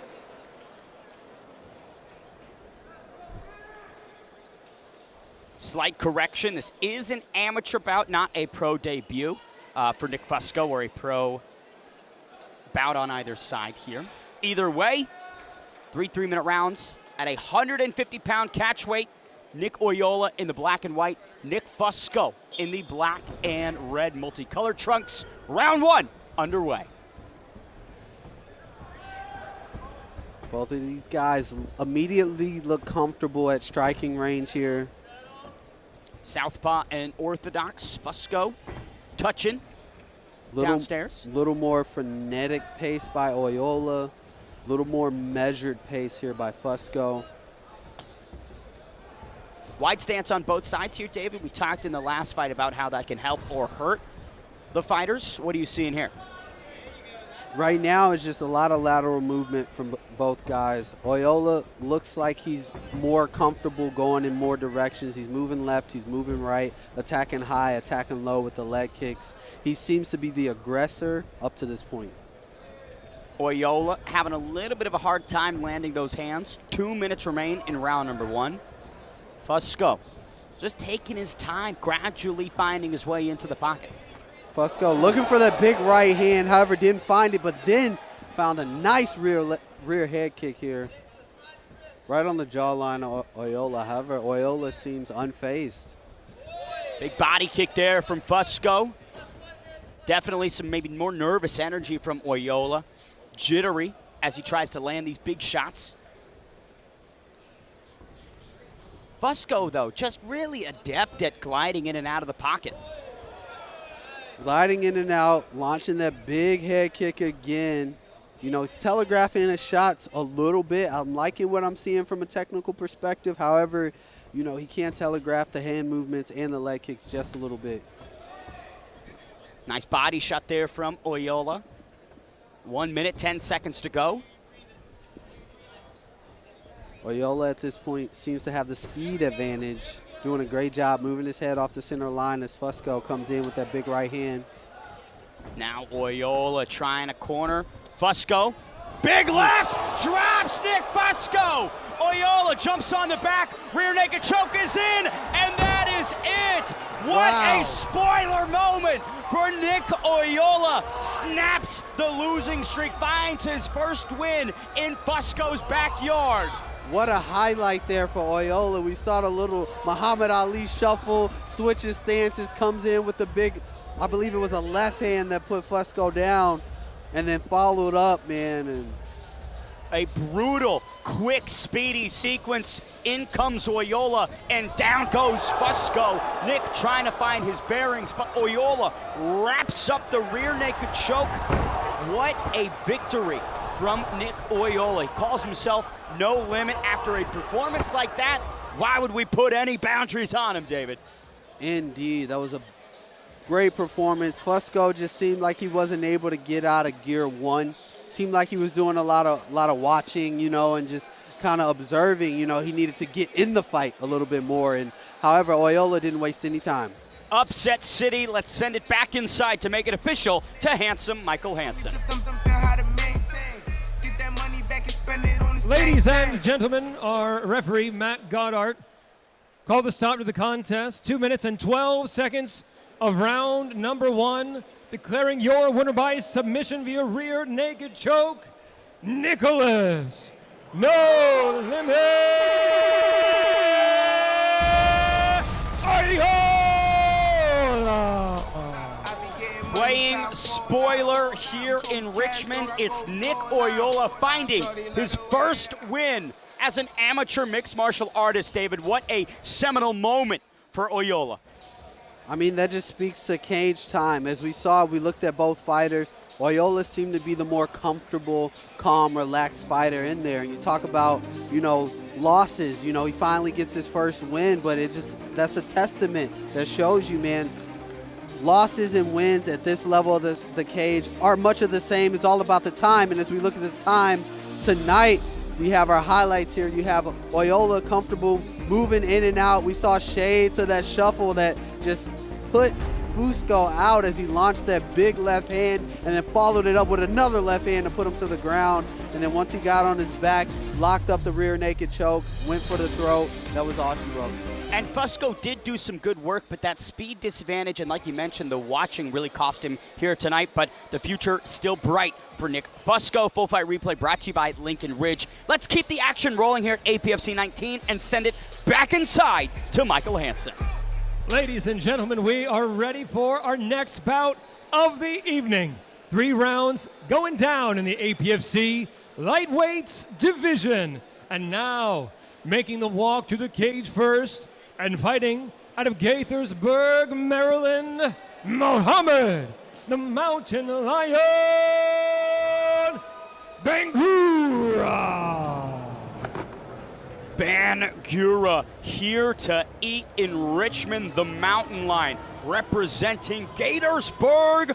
Coming a long way, certainly not to lose. Corner tonight by William Kirk, Mike Moses, and Albert Benjamin, reppin' Evolve Academy. Very interesting guy Bangura is, David. Very interested indeed, consummate athlete, but not only an athlete, he spoke to his academic prowess, his want to be a doctor and his schooling, and he just seems to be an all-around great guy, all-around competitor, definitely someone that constantly challenges himself, man. Bangura on the pre-med track. I believe he's working at an eye care clinic as well, wants to get into ophthalmology. Yes. Yes, he spoke to that. He spoke to that yesterday, and I mean, he's definitely going to need his eyes and keep his eye on the prize tonight with a tough opponent. However, you know, when he talked to me about his opponent, he kind of went back to his wrestling pedigree. He said his wrestling is how everything started for him, and he plans on being able to use his striking and feinting to get to wrestling attacks, and he believes that is what's going to lead him to being successful tonight. The Mountain Lion was riding a 3-fight win streak from August of 2023 to August of 2024, but in his most recent fight against Byron Wilson, all comes crumbling down. What do you expect from Bangura in this bounce-back performance? You know, I expect him to go out there and do what he knows he can do. He's has 3 wins. He's looking for his 4th. So he has the capability. He knows he can do it. I think he just needs to get out there, have that short-term memory, not let the last performance get in his head, and just perform and do what he has to do and be present in this moment. Making the walk to the APFC cage and fighting out of Manassas, Virginia, Wilson, the Mayan King, Malgar.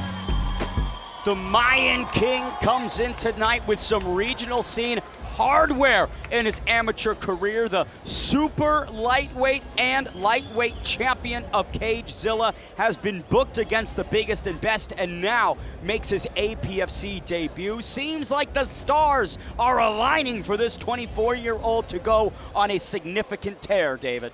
I mean, the stars are aligning, undefeated, coming in against a tough test. I think this fight, I got a feeling it's going to be the fight that either sends him off into to greatness as far as being early in this career and really building up his confidence. I mean, man, I'm excited to see what he has in store tonight. Representing Little Giant Muay Thai, Chantilly MMA Academy, cornered by Frankie Montenegro and Zulbayer Damdine, talking about the titles that he possesses. Wilson Melgar taking out CJ Goon in the first round of his April 2025 bout. I mean, this is a kid who's gotten the belts wrapped around his waist, David. You know, no matter how many belts you have at this stage in your career, once you turn pro, which is what he's building to, you're 0-0. This is all experience, it's all cage time. It's great that he has those acknowledgments and he has those accolades, but he cannot rest on those morals. He has to go out there and consistently perform and be great, which I know he believes he can be. Biggest moment yet for this unbeaten potential superstar, the APFC debut of the Mayan King, Wilson Melgar. Let's take it to a tail of the tape of this lightweight affair. Melgar and Mohamed Bangura. Bangura repping Gatorsburg, 3-2 overall. Melgar unblemished at 3-0. 2-year age difference with Bangura being the elder, but he will give up 3.5 inches in height to Manassas' own Melgar. Each come in at the APFC lightweight limit. This tale of the tape brought to you by Joe Dunn Lending. Ladies and gentlemen, this fight is 3 rounds in the APFC lightweight division, sponsored by Joe Dunn Lending. And now, introducing first, fighting out of the blue corner, a freestyle fighter. He stands 5 feet 8 inches tall and officially weighed in at 156.2 pounds. And he comes in tonight with a record of 3 wins and 2 losses. And he's fighting out of Gaithersburg, Maryland, Mohamed, the Mountain Lion, Bangura. And across the cage, his opponent, fighting out of the red corner, a mixed martial artist. He stands 5 feet 11 inches tall. Official weight, 156.8 pounds. And he comes in tonight with a record of 3 wins and no losses. Fighting out of Manassas, Virginia, Wilson, the Mayan King, Melgar. And your referee in charge is Jeff Maney. Jeff Maney getting his first assignment of the night here in the APFC lightweight division. Mohamed Bangura in the black and gray trunks. The Mayan King, Wilson Melgar, in the black and red. 3 3-minute rounds here. Round number 1 underway. Bangura rushing out to the center of the cage, getting right in the face of his opponent here. Just what you'd expect from a mountain lion, a ferocious offensive assault instantly.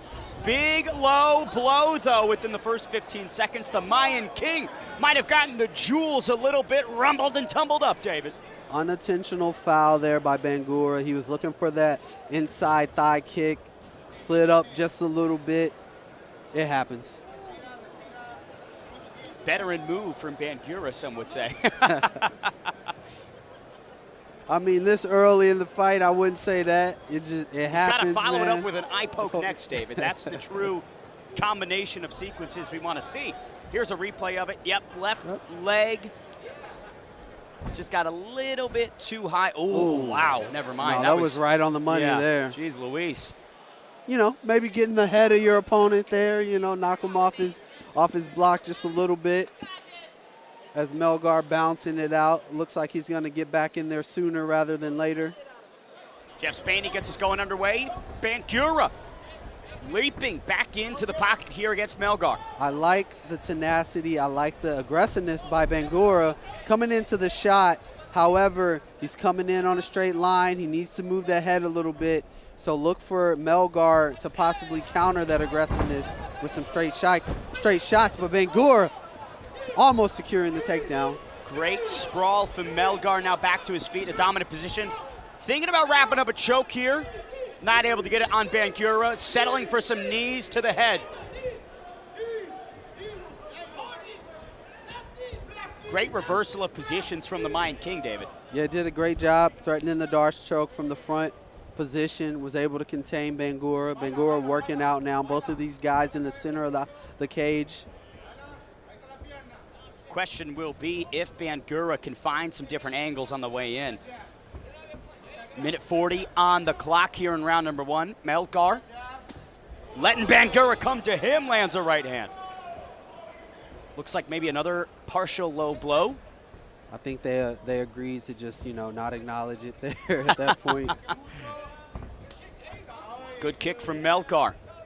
Each circling directly in the middle of the APFC cage. Now Melgar looking to chop away at the legs of Bangura, which is going to do one of two things. You know, we saw Bangura with that relentless wrestling attack that could prevent him from shooting, but at this point, he's staying to it, man. That double leg direct in his face. Melgar doing a great job holding it off, getting the over-under position as Bangura works his back to the cage. Impressive reversals from both sides here. Melgar trying to physicality. Oh, Bangura might be stunned. Melgar finds that knee to the ribs there of Bangura. We saw Bangura just kind of freeze for a quick second. Almost like he couldn't believe the strike that had just landed, David. I'm pretty sure he almost knocked the wind out of him with that knee strike. I've been there. It's not comfortable. 30 seconds to go. Bangura seemingly recovered. Melgar whiffing on the shot there. Pretty close competitive round, all things considered. For sure. I'm liking the aggressiveness by Bangura. Melgar playing the matador, doing a great job countering the takedown attempts here. Big hands, uppercut, hook there by Bangura. Kick blocked from Bangura, but the mountain lion with some impressive diversity of attacks here with the grappling and the striking. However, I do think that knee from the Mayan King was the most effective, significant strike of round 1. Definitely think it was the most significant. However, Bangura had his own moments. We saw some kicks to the body, some leg kicks there, a couple shots followed up with takedown attempts. Hard round to judge. I'd have to give it to Bangura simply because of his aggressiveness and, you know, solidifying. I think he almost solidified a takedown, but he just seems to be getting off on his front foot. Melgar is kind of not leading the dance at this point. A lot of time spent in this position right here. There's the knee to the chin that just seemingly caught Bangura taking pictures. Melgar, though, unable to capitalize on that moment. If you're in both fighters' corners, what's the advice ahead of round 2? Right now, if I'm in Bangura's corner, I'm telling him to keep it up. I like the pace. I like the aggressiveness. Let's add a little bit more head movement and more feints with our shots. If I'm Melgar, we got to get off on our striking. He hasn't really thrown his hands much this fight. Let's pump that jab out there. Let's not let this guy in our face and, like, work from striking range. That inability to throw offensively could be a product of Bangura's pressure. He has stayed directly in the face of Wilson Melgar. There's a couple good kicks from Melgar. The kicks have seen some success, however, nothing really significant. Much like you said in the last round, I think that knee strike was the most significant strike of this fight. However, Bangura has just been with pace, pressure, shot volume, kind of taking over this fight. And it's weird because Melgar isn't out of the fight because Bangura hasn't landed anything substantial, but he also hasn't done anything substantial. Just the virtue of being active. There was a good stick for Melgar, but in terms of volume, Bangura definitely laying a bit more inside the cage. 2 minutes to go here in round number 2. One thing we have to look out for is Bangura when he throws that lead left hook. He leaves his hands down as he brings it back to his face. Melgar seemed to have gotten the timing towards the latter part of that last round. Maybe look for Melgar to throw a right hand over the top of that lead left hand of Bangura. 90 seconds left in round number 2. We talked earlier tonight about Aaron Thomas and Haverkamp really being selective about their shots, throwing one at a time. Seems like this fight is a repeat of that type of collision. Yeah, Melgar is definitely taking a quality over quantity approach, whereas Bangura is more quantity, and output. Nothing wrong with quantity. I like quantity. Good stance switching all fight long so far from Bangura, which has led to some issues in prior fights that we've seen tonight, but seems like he has a better understanding of the distance, David. Yeah, there's definitely a method to the madness. I know a lot of fighters like to switch stances, but you can't just do it naked. You just can't do it with your opponent not being distracted, because you put yourself in a line of fire. And then, as I spoke to earlier, the defense perspective. You're only good on one side defensively. You can never be as good on on one side as you are the other. Nice right hand from the Mountain Lion that gets through on Melgar. 30 seconds to go in round 2. Definitely seems like Bangura is pulling ahead and in the driver's seat, David. Yeah, and it's just simply activity as we see Melgar looking to time that short right hand as Bangura exit. I mean, keep your eye out for that. As I'm looking at Melgar's eyes, I see him kind of tuning and dialing in on that. However, Bangura, activity, and output. Takedown attempt there from Bangura just to tie up. A couple shots in the clinch. Beautiful connection from Bangura on the close of the round. Nice left hook by Bangura in the phone booth, a little dirty box in there, grabbing the back of the head, punching that left hook in, kind of took Melgar by surprise. These replays brought to you by Joe Dunn Lending. Melgar with more pressure in this second frame, but success offensively, in my opinion, David, was still on Bangura's side. Bangura, yeah, just his output. I mean, even if he didn't land anything that was significant, even if he didn't do any damage, he's just doing a lot more than Melgar. As we saw that big left hook over the top in the clinch where Melgar wanted to kind of maybe hold on and assess. Bangura was sticking to the output, and he found some success there. If you are Wilson Melgar, what are maybe the changes you do in round 3 to protect this undefeated record that you have? You just got to get off first. I mean, Bangura is just like getting off the line first, getting in his opponent's face right away. Melgar has to put Bangura on his back foot, and I think he may see some success there. Third and final round between the Mountain Lion, Mohamed Bangura, and the Mayan King, Wilson Melgar. Bangura seemingly not slowing at all. It's a big left hook there from Melgar early. Melgar looks like he's comfortable getting in the pocket and throwing some short shots there. Seeing a bit of success, however, as he opens up, that allows Bangura some success with the takedown attempt. Beautiful double leg, Melgar able to work back to the center. 2:30 left on the clock here in the third round. Nice low kick there from Melgar. It's a big left from Bangura. And that might be the problem for Melgar at this point in the fight. Does he have the stamina to truly up the volume in a meaningful way? Yeah, I think this entire fight he was maybe trying to worry a little bit too much about containing, his stamina, like kind of holding back, looking more defensive. Now you're in that third round against an opponent who forced you to just give output in a situation where you're not comfortable. Now when you're comfortable, you may not have it to pull from. Bangura still able to pull from that cardio tank, man. Just throwing a lot of volume. Melgar looking for that big right hand over the top of that left hook. I have a feeling, Ben. It's just the nature of Bangura coming from the mountains, having that elevation inside of his core. Knows that he can dig deep whenever he wants. Another takedown, nothing there.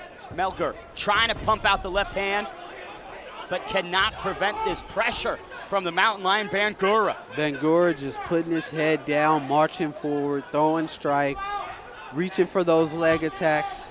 And I use reaching very intentionally at times. He has to be careful against the taller fighter in Melgar. I'd hate to see a knee come up the middle. Another left hook on the break from Bangura, resetting to the center.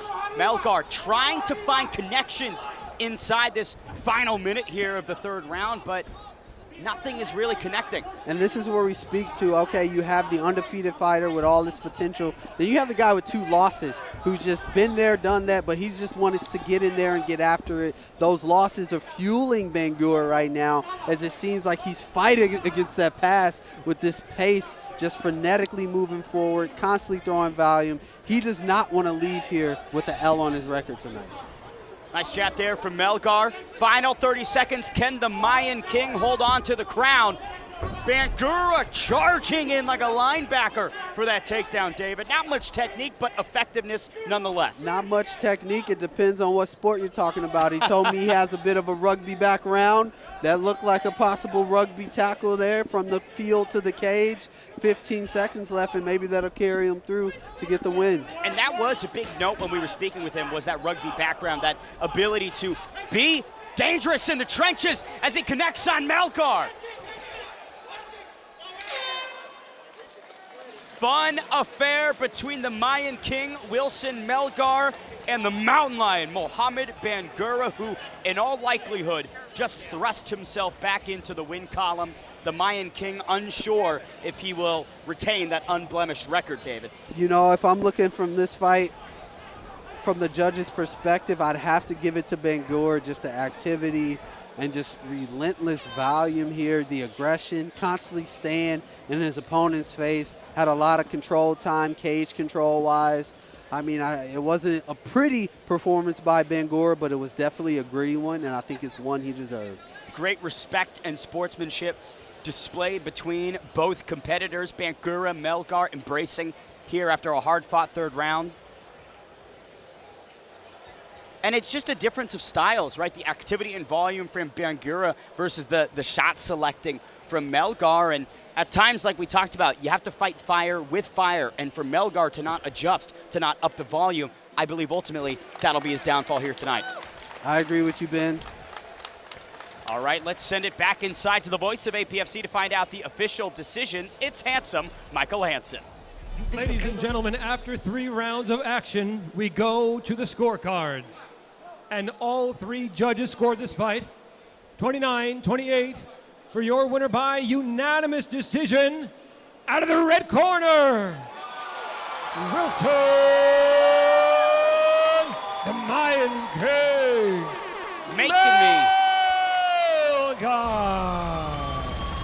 Making me eat my words. The Mayan King retains that undefeated record.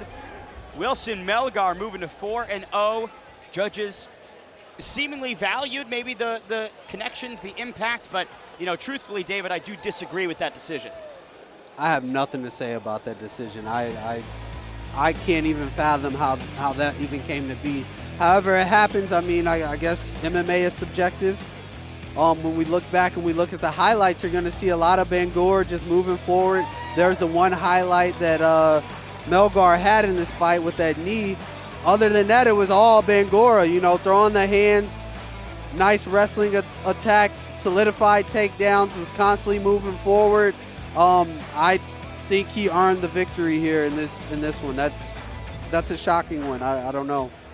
Either way, full fight replay brought to you by Joe Dunn Lending. Bangura unfortunately dropping back-to-back losses here, but a very, very good performance from him that I do believe he will build on successfully. Let's keep the action rolling. This next one is a fun one. Here's handsome Michael Hansen. Ladies and gentlemen, we are ready for our next bout of the evening.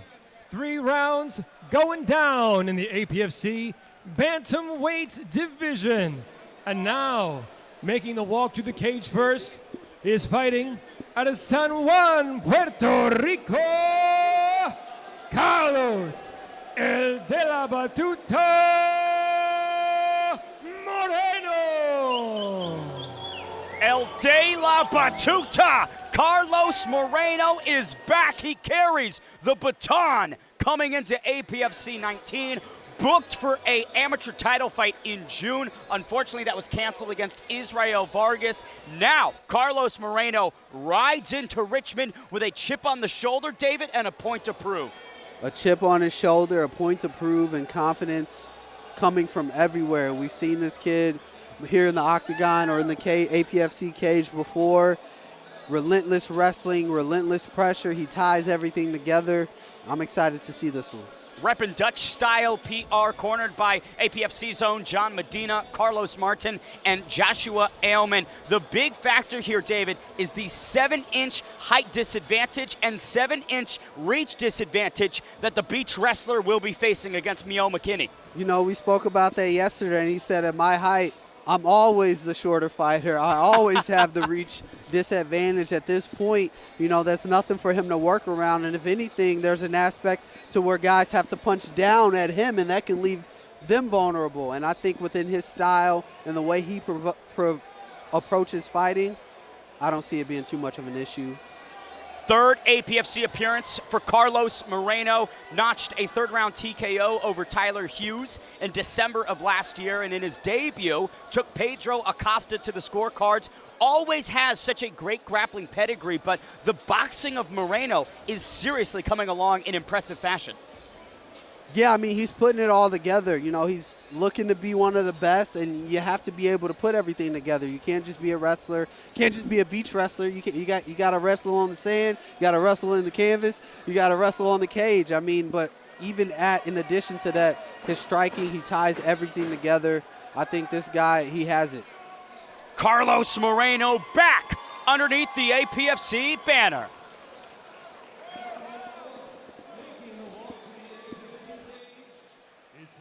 Newport News, Virginia, Mio, the floor general, McKinney. I'm just on some slack. Don't beg on that slack.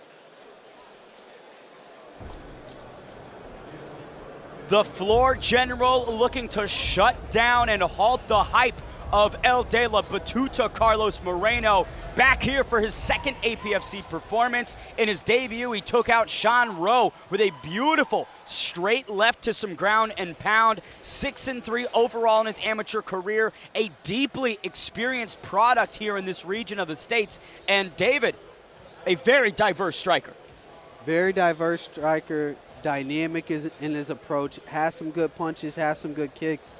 He's definitely counter to what his opponent is bringing to the table. Look for him to just stay out in range, keep his opponent at bay, and pick him apart until he finds that big, devastating shot, which we know he's capable of.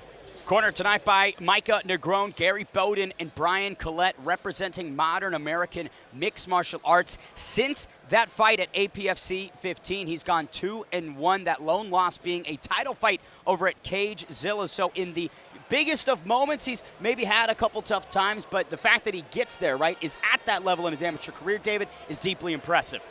Yeah, I mean, and that's just one big moment. He's young in his career, and he has a bunch of big moments to come. I definitely think he has the skills, he has the talent and ability to come out the victor in any big moment up to this point. Let's take it to a tail of the tape here for our bantamweight bout between El De La Batuta, Carlos Moreno, and the floor general, Mio McKinney. McKinney, more experienced at 6-3, but the unblemished record of the Puerto Rican speaks for itself. 2 years of age Carlos Moreno will have, but a massive height disadvantage against Mio McKinney. Newport News native came in at 135, Moreno at 136. That tail of the tape brought to you by Lincoln Ridge.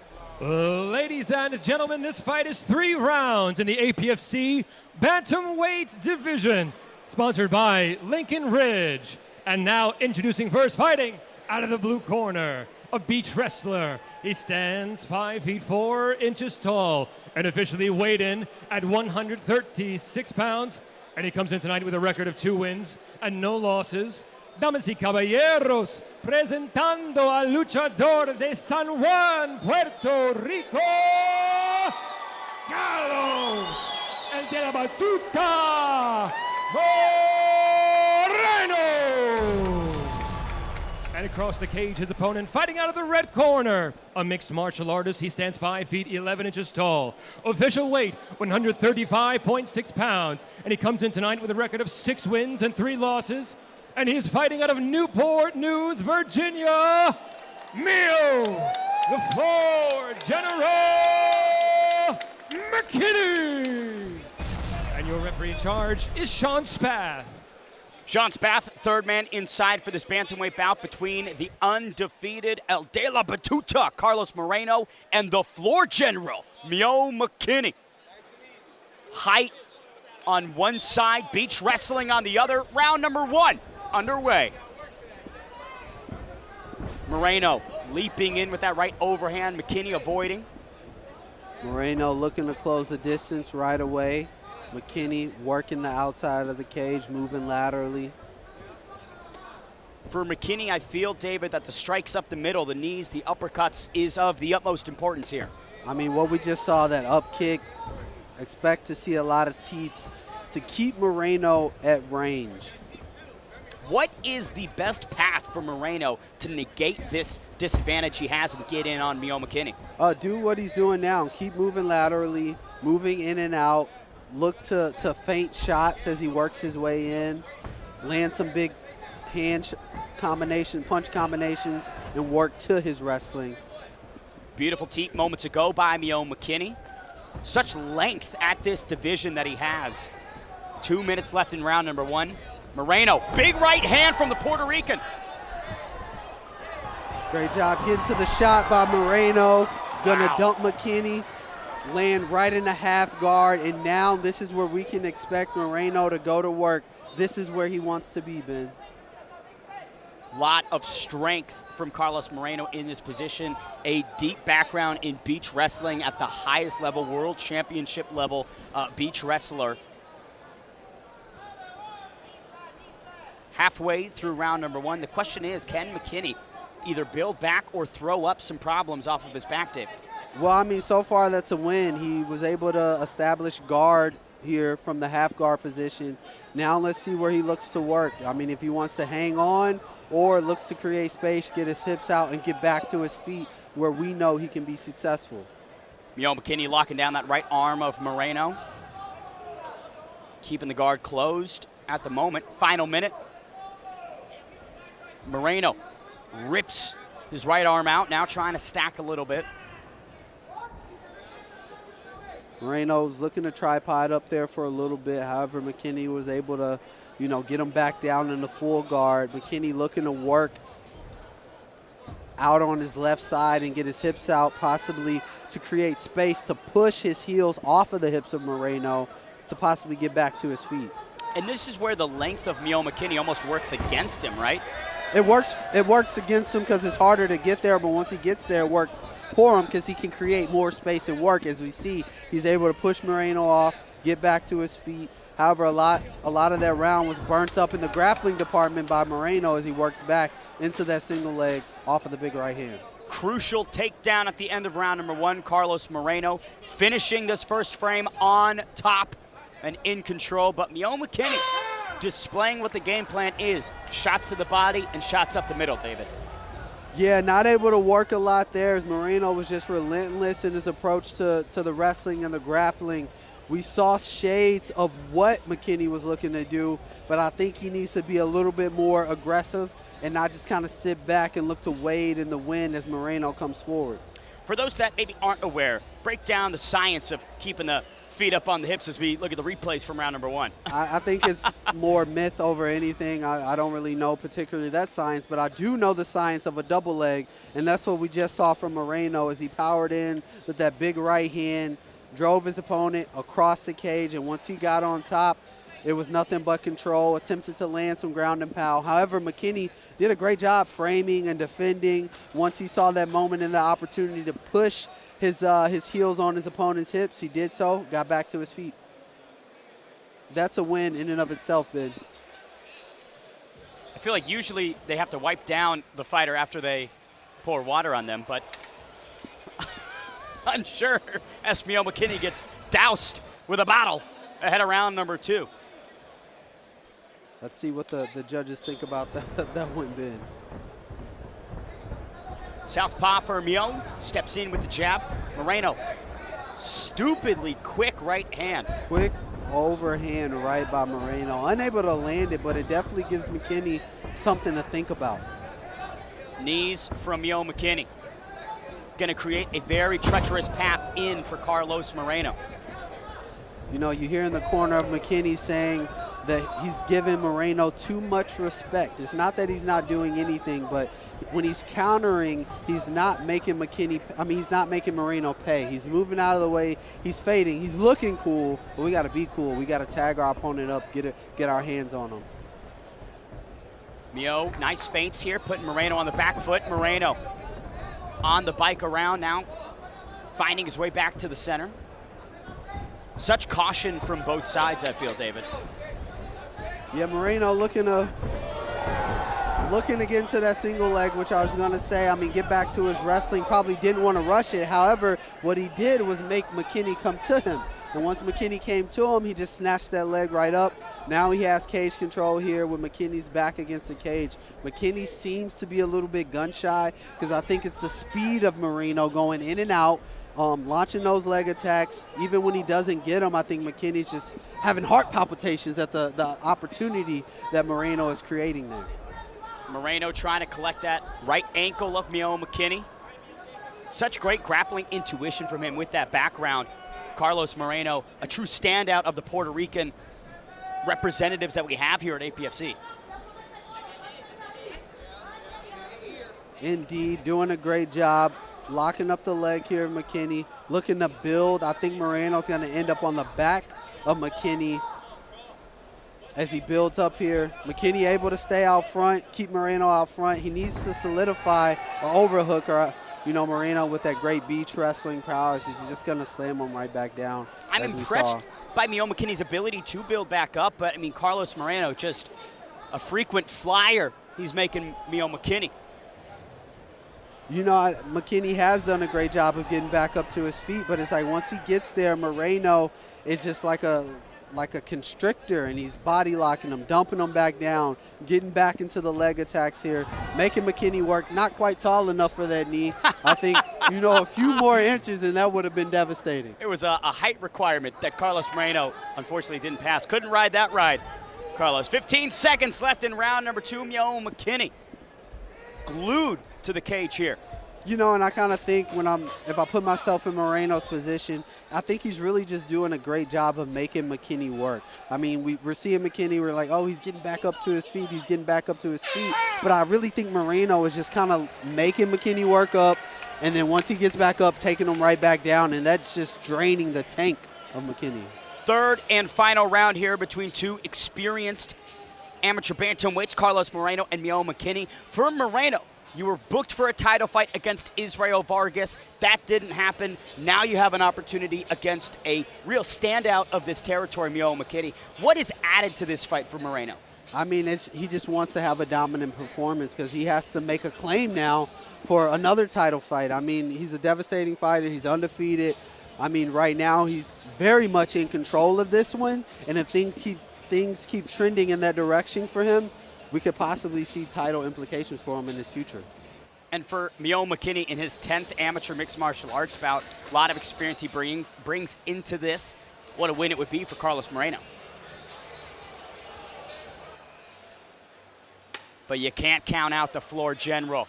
Third and final round between Mio McKinney and El de la Batuta, Carlos Moreno. Sean Spath making sure that there's no liquid on the canvas. Round 3 underway.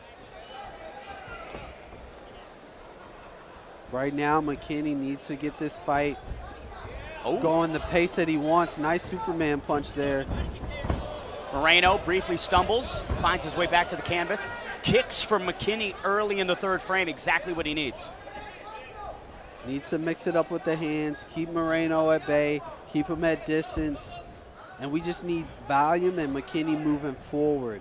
I spoke earlier to his corner saying that McKinney's giving Moreno too much respect as he does there. The second he lets off, Moreno darts in behind that big power shot, gets right to the grappling sequence. That overhand from Moreno came all the way from San Juan, David. It did, and I don't think it was meant to land as much as it was to just disguise him closing that distance and getting right here to this clinch. Right now he has both underhooks here. He's going to look to dump McKinney and go to work here. He has 2 more minutes left to work and just control McKinney here. Looks like there is a brief or small laceration on Carlos Moreno's eyebrow as he tries to look for an arm triangle here on Mio McKinney.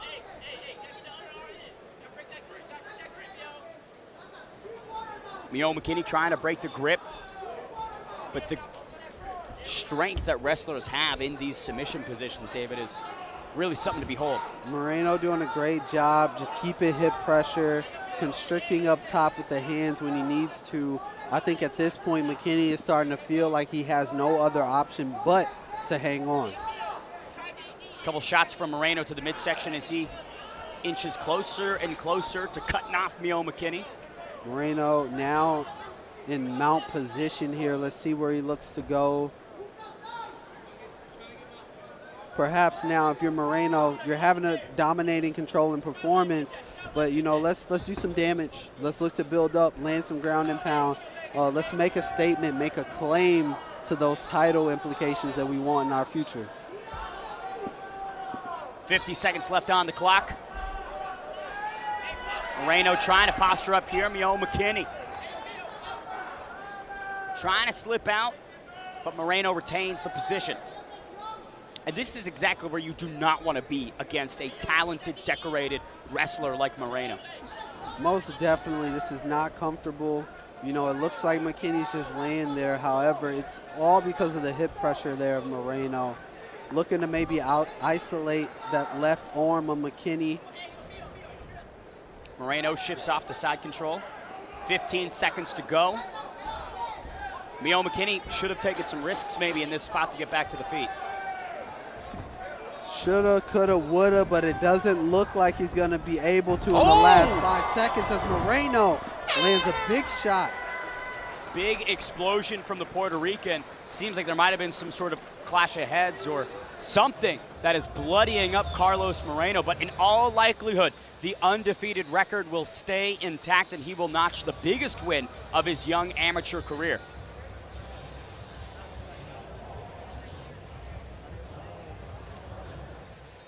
Couple replays here brought to you by Lincoln Ridge. Carlos Moreno, Mio McKinney. End of round number 3. Mio tries to build back. Seemingly like a big left hand from Moreno connected, but maybe Mio's balance was just gone at that point, David. I think it was a little bit of both. I don't think the shot was as powerful as it looked optically. However, it was definitely cinematic from here. At this point of the cage, on Carlos that is a Moreno. big gash. Not quite sure where it come from. You spoke to a possible head collision. Mio McKinney returning to APFC after venturing out, collecting some regional scene hardware, but unsure if the Floor General's efforts have been enough here. That being said, some interesting judging already at APFC 19, so you just never know, right? You never know what fight the judge is watching, what they're looking for. We've been shocked and surprised up to this point. I would like to go out on a limb and say this was all Moreno. Sean Spath getting the fighters in the center here. Looks like we are ready for the official decision, so let's send it back inside to the voice of APFC, handsome Michael Hansen. Ladies and gentlemen, after 3 rounds of action, we go to the scorecards. And all 3 judges scored the fight 30-27 for your winner by unanimous decision, bringing the win back to San Juan, Puerto Rico, Carlos, el de la batuta, Moreno! Biggest moment of Carlos Moreno's career, El de la Batuta, the man who carries the baton, remains unbeaten and takes out his most credited opponent to date. Full fight highlights brought to you by Lincoln Ridge. David Evans, it's just that fearsome beach wrestling background that always topples Carlos Moreno's opposition. Moreno knows what he's good at, and he's not shy about it. He did a great job covering the distance. We spoke to that height disadvantage. It was not a disadvantage for Moreno. Came in behind big power shots, got to the leg attacks, got to the body lock grappling sequences, and once he got McKinney down, it was nothing but control. He received big ground and pound, powerful left hand at the culmination of this fight, and I think that was a great win for Moreno. Extremely technically proficient. I think in terms of what could be next, rebooking that title fight with Israel Vargas is, I would say, the biggest priority right now. Yeah, I definitely would love to see that one. Well, let's see this next one and send it back inside to handsome Michael Hansen. Ladies and gentlemen, we are ready for our next bout of the evening. 3 rounds going down in the APFC lightweight division. And now, making the walk to the cage first, he is fighting out of Charlotte, North Carolina, Ariel Drucker. Ariel Druker, successful MMA debut in April of this year. Third round rear naked choke over Solomon Cortez. Now takes a big step up tonight against Blake Correa. However, despite that experience disadvantage he's facing, Ariel is nothing but confident, David. Extremely confident and undefeated in his own right. I mean, he spoke to his experience with his training and how he plans to approach this fight. I don't think he plans on walking out of here with a loss tonight, man. Corner tonight by Tom Ziegler, Dan Druker, and John Martin, representing Carolina Combat Sports and Fight Sports, a pretty experienced, credited team behind him. They wouldn't position Ariel for a fight that he doesn't have a good shot in. What are his paths to victory against the unbeaten Blake Correa? I think against Correa, he's going to look to go out there and try to outstrike Correa. He's known as more so of a grappler. I think that Druker believes that he's a better striker. I think he believes he's a better mixed martial artist, and he just has to go out there and put it all together. 18 years old is Ariel Druker here for his second amateur MMA bout. That is a young age, but again, if he's got the skills, if he's got the ability, then we could see him in a high-level show in quite soon time. I mean, I wouldn't say soon. This kid has nothing but time on his hands. At 18, I definitely wouldn't rush the progression. He's ready for the UFC, David. Yeah, let's put him in tomorrow. That's 319. Ilia Topuria needs an opponent. Ariel Druker had no qualms about Blake's experience, and that confidence, again, is something we see quite often, but with Ariel, there was a different energy. Here he is for his APFC debut, his second amateur mixed martial arts outing. It's Ariel Druker. Now, making the walk to the APFC cage, he is fighting out of Richmond, Virginia, Blake Correa. Lot of fans in the building for Richmond's own Blake Correa. This will be his third APFC appearance, all victories so far in his young amateur career. Kicked off everything at APFC 6 with a first-round TKO over Walter Diggs Jr. and has not looked back since, David. Yeah, I mean, he's been dominant positionally, a few unanimous decision wins. I mean, more than anything, we spoke to him. He kind of mentioned how he feels more comfortable in the grappling stanzas of the fight, but he's comfortable anywhere.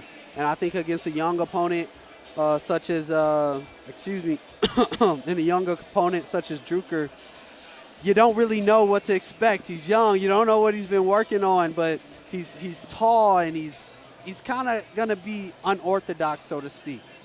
Corner tonight by Luke Hunsaker and Rick McCoy, representing the MMA Institute. We have spoken at length about the prospects in that gym and the quality of all the fighters coming out of it. Blake Correa, just another example of how excellent that atmosphere is. But bit of a disadvantage here in a couple ways, right? Physically, he's shorter than Ariel Druker, and so as a grappler, right, being the shorter statured fighter, that presents challenges. You know, it can. It just all depends on the application. You know, as we just saw in our last fight, you know, the shorter fighter had more than a few advantages. Here he is for his third APFC outing. It's Blake Correa. This tale of the tape brought to you by Toyo Tires. Ariel Druker, 1-0. Correa, 3-0. 7-year age differential, with the 25-year-old Correa being the elder, but Richmond's own will give up several inches in height to Charlotte's Ariel Druker. Both come in at the APFC lightweight limit. Let's take it back to handsome Michael Hansen.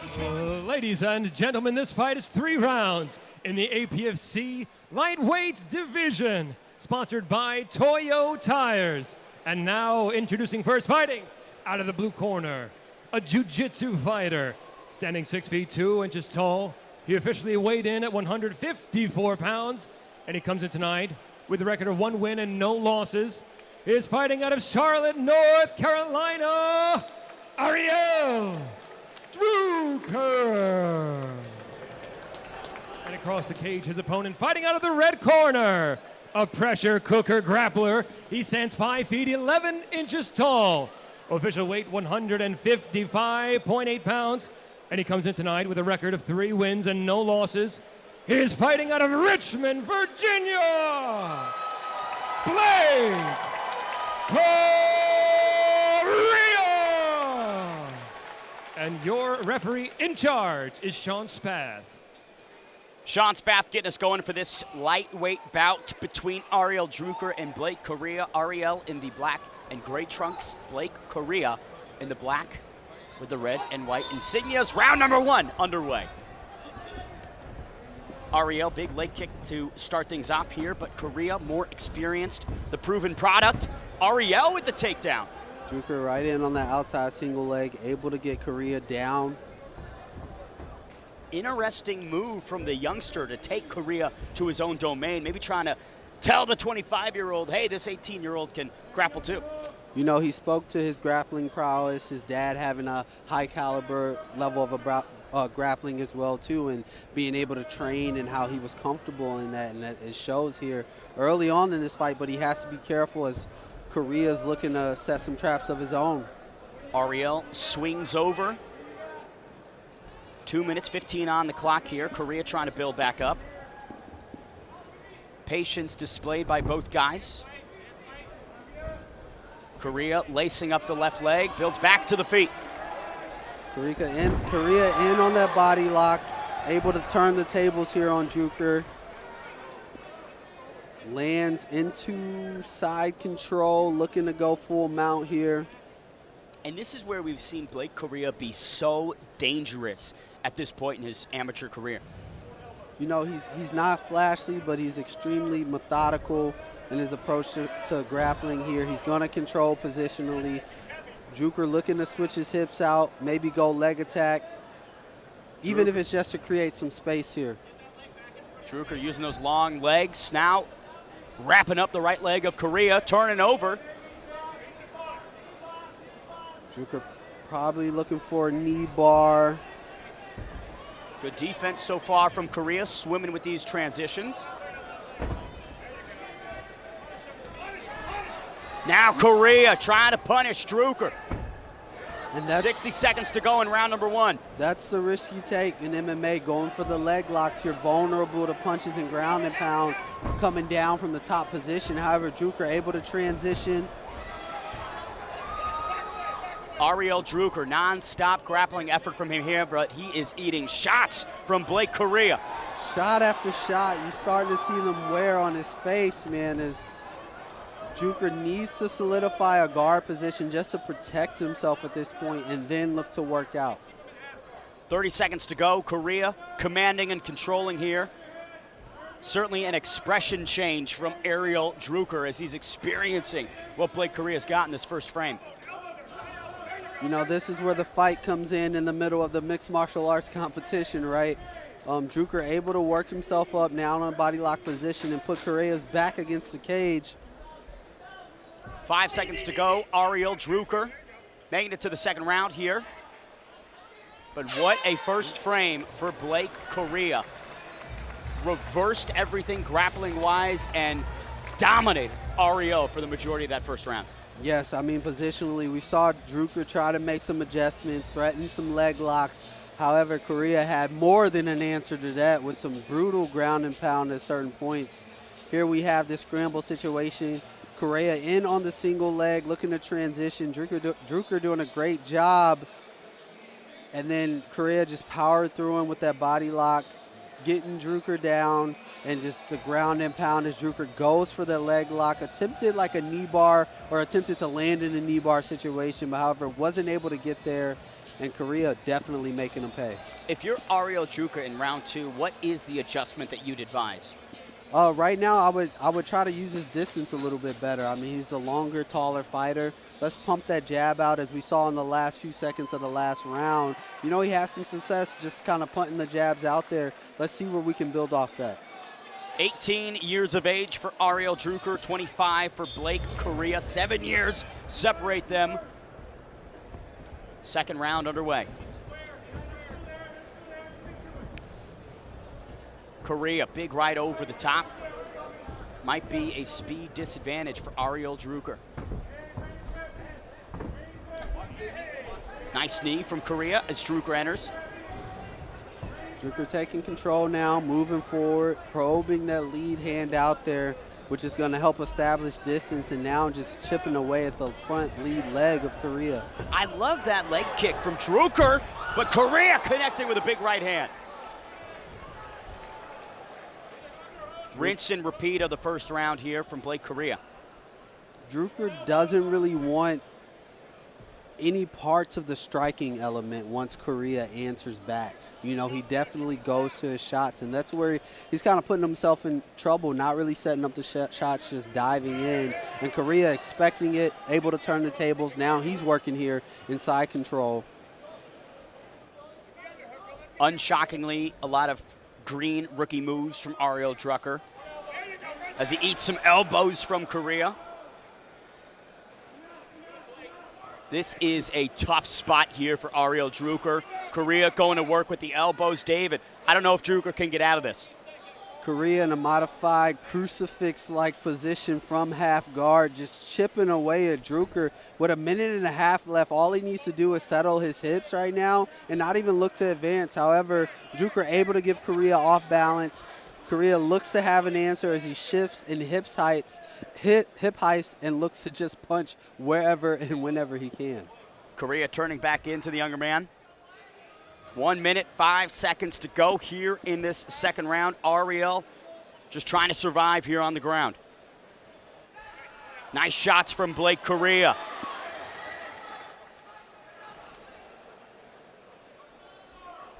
Little bit of a grappling match so far, which I'm surprised to see. You know, I knew Correa wanted to kind of get there. However, he's more so counter grappling and ending up in great positions here on top of Drucker and just pounding away at him. This is not looking good for Drucker at this point. Drucker trying to elevate momentarily. Switching to the full guard here. 30 seconds to go. Big elbow on Ariel Drucker. Followed it up with the right hand, 2 right hands.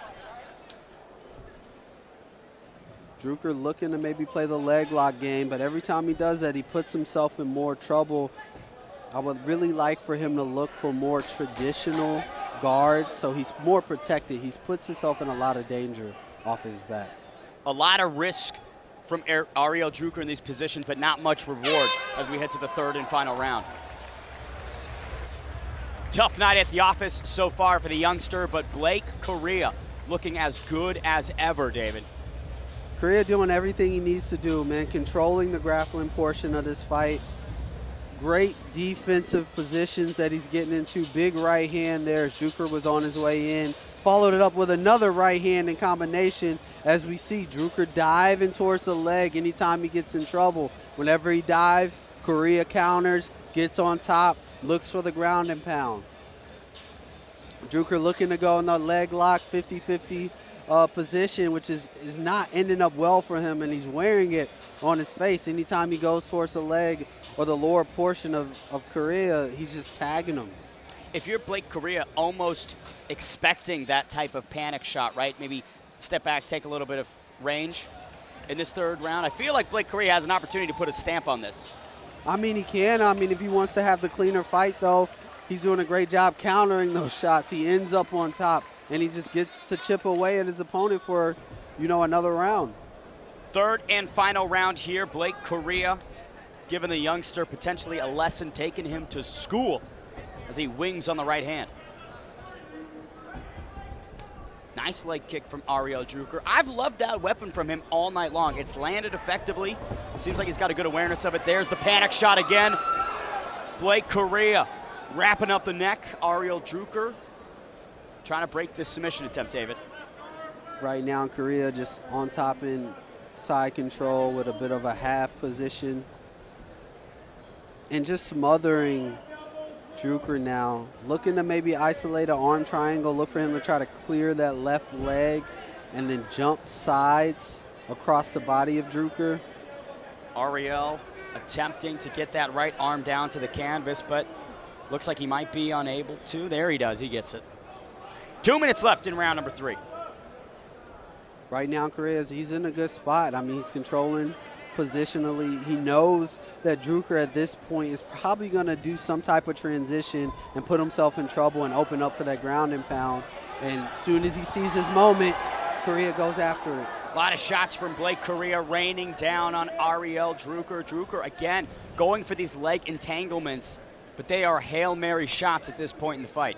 They're just that entanglements. It's not anything that I think is threatening to Correa, and he knows that. And so all he looks to do is stabilize his position and look for a place to punch. Good opportunity for Ariel to get in there with a really experienced, accredited amateur, but the level difference on display, David, is quite palpable. Indeed, I think this has all come down to maturity and decision-making when you're in the fire. I think Correa the whole way through has been composed, made the better decision, been the more efficient fighter this entire fight. Correa, final minute of this third round, landing an elbow to the side of the head. Ariel Druker out of options, out of gas here as he throws up the legs again, trying to create any sort of entanglement. Thudding blows from Correa. Excellent selective shots sneaking through the guard. Ariel in survival mode, but a couple more well-placed ground and pound shots. This could be over, David. At this point, you know, Druker's just doing all of the work, just trying to transition, and he's staying committed to that leg. I mean, at this point, I think it's something, you know, you just have to let go. He's being a bit stubborn, and he's paying for it. Could be just a survival tactic. Blake Correa swimming in the grappling waters quite effectively and showing the youngster the levels that are Blake Correa. 3 rounds in the can. The unbeaten record of Blake Correa still stands. Ariel Druker's comes to a close here in Richmond. Maybe not the most flashy of performances, but a complete shutdown technically from Blake Correa. You know, not flashy, and that's what we expect from Blake Correa. He did everything we expected, and I'm pretty sure he did everything he expected. Just went out there, controlled Druker position for position, and when he established control, he definitely looked to do damage with the ground and pound. I mean, very dominant position, very dominant win here for Blake Correa. Ariel Druker seemingly spent most of this fight trying to survive, trying to evade taking a lot of damage. Blake Correa delivering all of it and more. Let's make it official and send it inside to handsome Michael Hansen. Gentlemen, after 3 rounds of action, we go to the scorecards. And all 3 judges scored this fight 30-27 for your winner by unanimous decision, Blake Correa.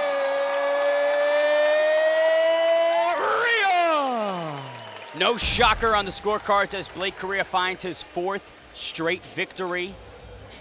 Ariel Druker, massive learning opportunity here. I'm sure he will bounce back and sharpen the tools and be better, but Blake Correa on a path to serious excellence as an amateur. This full fight replay brought to you by Combat Corner. No losses, only lessons for Druker this young in his career. However, Blake Correa came out and gave him just that, a mixed martial arts lesson. We saw early on, Druker came in with the single leg attempt, was able to get Correa down, but once Correa made that adjustment, man, just counter for counter in the grappling department, landing ground and pound, you know, making Druker pay for his stubbornness and his commitment to those leg lock transitions. Blake Correa was able to edge out the victory in a convincing fashion. Can't wait to see what's next for Blake Correa. More action here on the prelims of APFC 19. Let's send it inside to handsome Michael Hansen.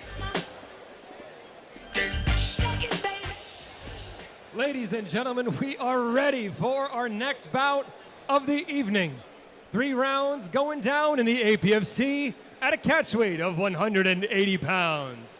And now, making the walk to the APFC cage, he is fighting out of Carolina, Puerto Rico, Richard La Montaña Ollanatel. Richard Ollana de la Montaña is back representing Puerto Rico. Tough last fight, up a weight class, not the division that he feels most comfortable in. But David, tonight, he's back where he belongs and feels like the mountain will reign again. You know, we spoke to him yesterday. He said he made all of the necessary adjustments, diet-wise, cardio-wise, training-wise, conditioning-wise, and look for him to go out there and be an example of all that hard work he put into. 2-1 overall as an amateur, both wins, first round submissions, possesses great grappling pedigree like he displayed in his APFC 15 bout, but because of that weight class difference, he didn't have the strength, didn't have the physicality to beat Lucas Dos Santos. Now, back where he belongs. Hopes are high for Richard Oyanadel, David. Yeah, I'm excited to see him, man. He's a confident kid. He's a happy kid, a fun kid to be around. He spoke to, you know, outside motivations, you know, his marriage, his wife, his team, his family, his relationship with God and his religion, and he uses all of that and he carries all of that into his performance tonight. Fighting for much more than himself, representing Combat 316, cornered tonight by Juan Delgado and Antonio Melena. Just south of 30 years old, the mixed martial arts dreams of Richard Oyanadel still unfolding in front of us. Wants to make all of the wrong things right, correct the issues from his APFC debut. Here he is for his second APFC appearance. It's the Mountain, Richard Oyanadel.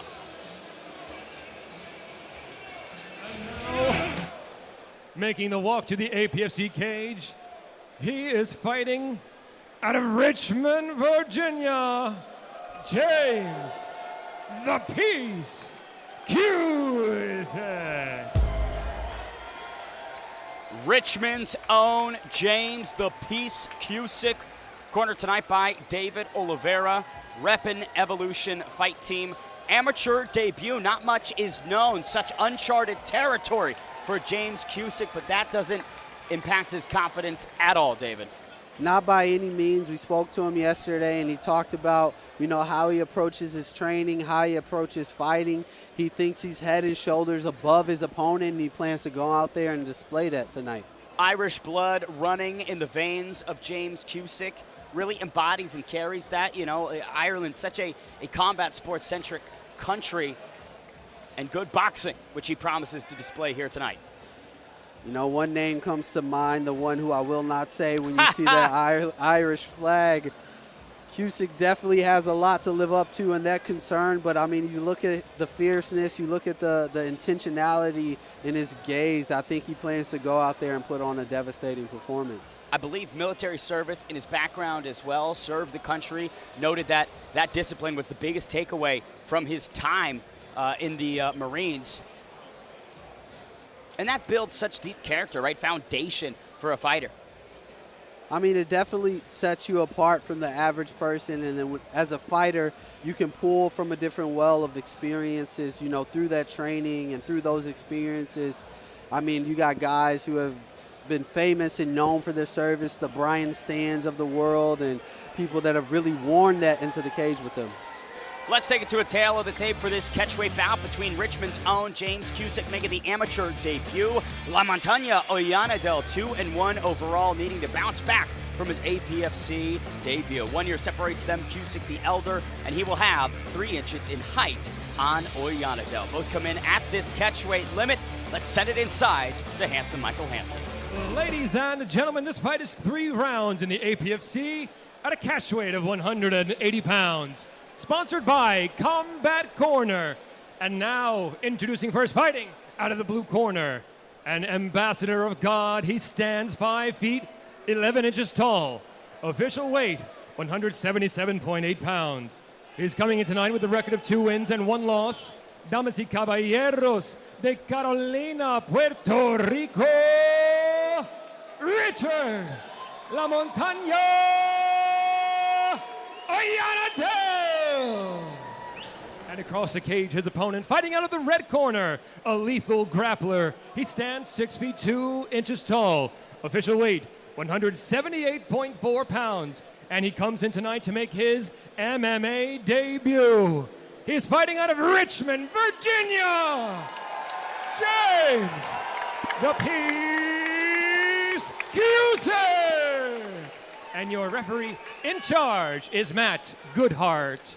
Matt Goodhart, third man inside for this catchweight bout. The ambassador of God, Richard Oyanadel, wanting to correct the mistakes of the debut. James Peace Cusick wanted to kick off his career the right way. Round number 1 underway. Oyanadel in the white and red trunks, Cusick in the black and gray. Cusick coming out, big lead left Oh! kick, and right hand on Oyanadel. Oyanadel in trouble early. Cusick showing the hands, but La Montaña packs a punch as well.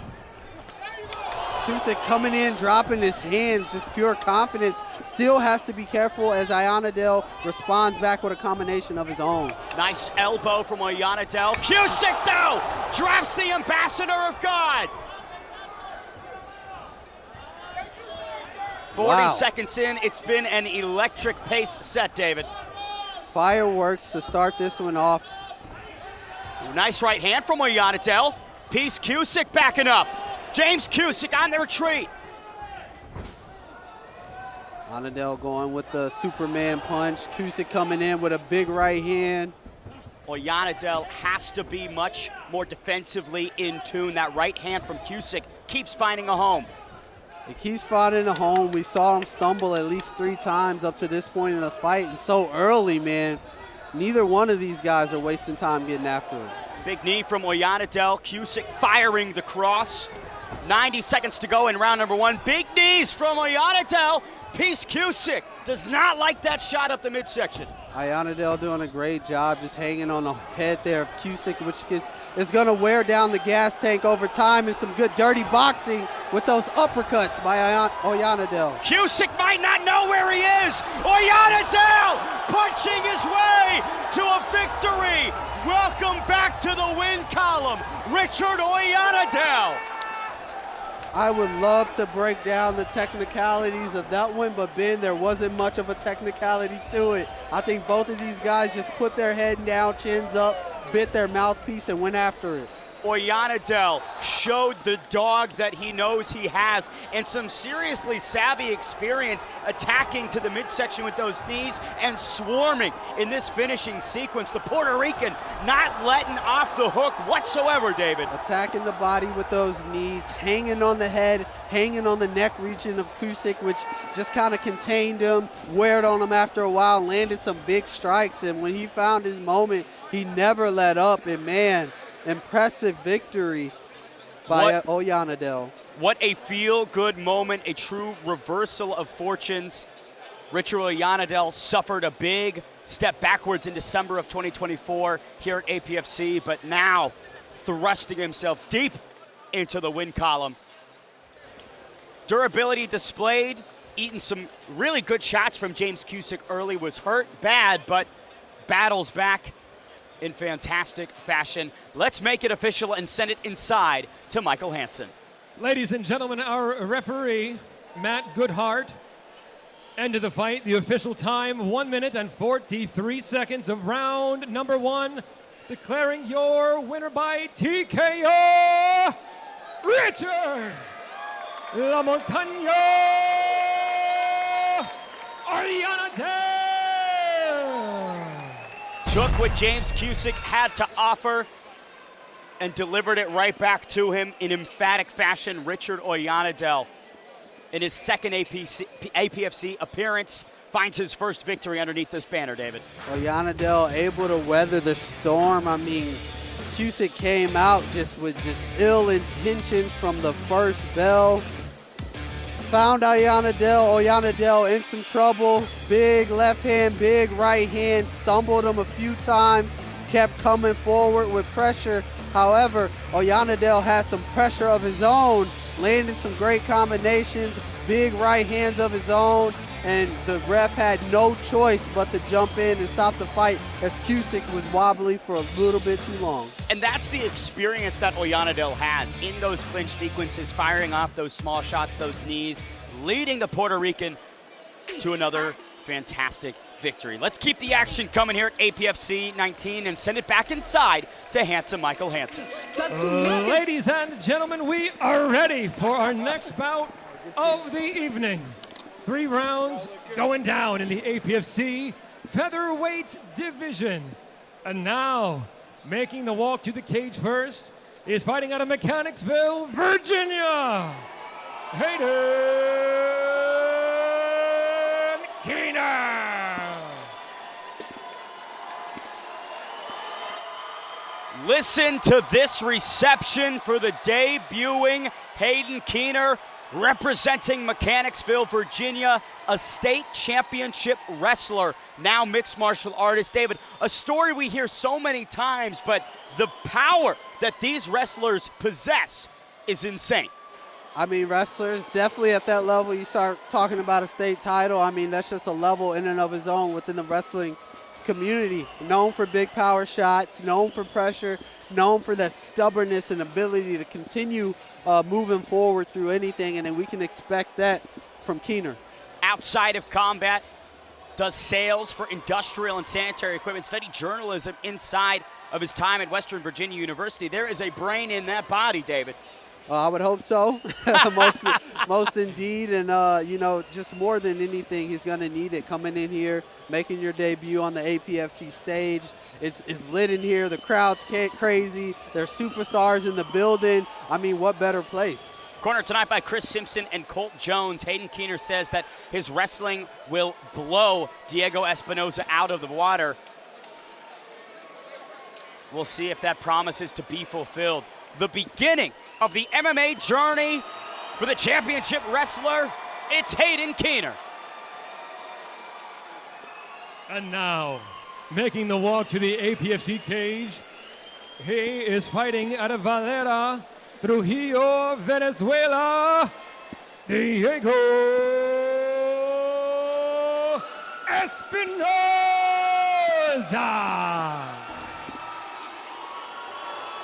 A lot of love as well for Keener's opponent, Diego Espinoza, all the way from Venezuela, trying to upset the establishment here at the Greater Richmond Convention Center, coming out of that MMA Institute gym, cornered tonight by Rick McCoy and Luke Hunsacker. A great gym, a gym that has played spoiler many times, David Evans.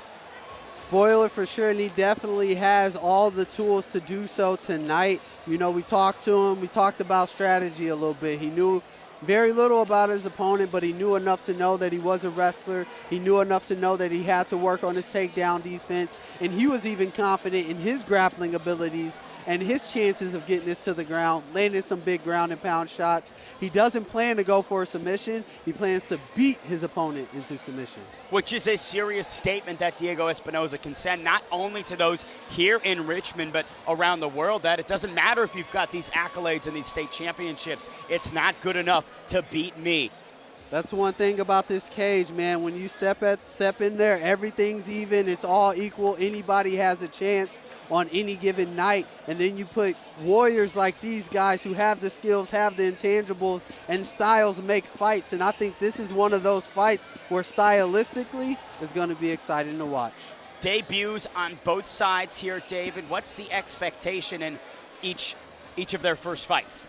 I think it's about whoever gets comfortable. That's what it all comes down to at the end of the day. Both of these guys making their debuts on a big stage such as APFC. It's about who can go in there, who can be calm, who can get comfortable, who can hear their corners more. I think that's going to be the difference maker, and that's going to decide between the winner and the loser. Another MMA Institute product trying to kick off the career. Diego Espinoza from Venezuela making the debut, as is Hayden Keener. Mechanicsville's own will have 4 years in age and 1 inch in height on Diego Espinoza. Both come in at the APFC featherweight limit. Let's send it back inside to handsome Michael Hansen. Ladies and gentlemen, this fight is 3 rounds in the APFC featherweight division, sponsored by Lincoln Ridge. And now introducing first, fighting out of the blue corner, a mixed martial artist. He stands 5 feet 7 inches tall, official weight 145.4 pounds, and he comes in tonight to make his MMA debut. He is fighting out of Mechanicsville, Virginia, Hayden Keener. And across the cage, his opponent fighting out of the red corner, a grappler. He stands 5 feet 6 inches tall, Official weight, 145 pounds. He also steps into the APFC cage tonight, making his MMA debut. Damas y caballeros, de Valera, Trujillo, Venezuela, Diego Espinosa. And your referee in charge is Matt Goodhart. Matt Goodhart, third man inside for this featherweight clash between the deeply popular Hayden Keener and the Venezuelan position-to-play spoiler, Diego Espinosa. 3 3-minute rounds. You hear the Keener chants before the bell even rings. Round number 1 underway. Keener in the white trunks, Espinosa in the black. Keener coming out, throwing big right hands as we expected. Closing the distance, however, Espinosa able to clinch Keener up, looking for the outside trip. What a statement that would be to take Hayden Keener down first. A statement for sure, but we can't expect it to be too easy. Keener looking to strike here from in close as Espinosa has the double underhooks, and we just spoke to that stubbornness that wrestlers are known to have, and that's a testament to it.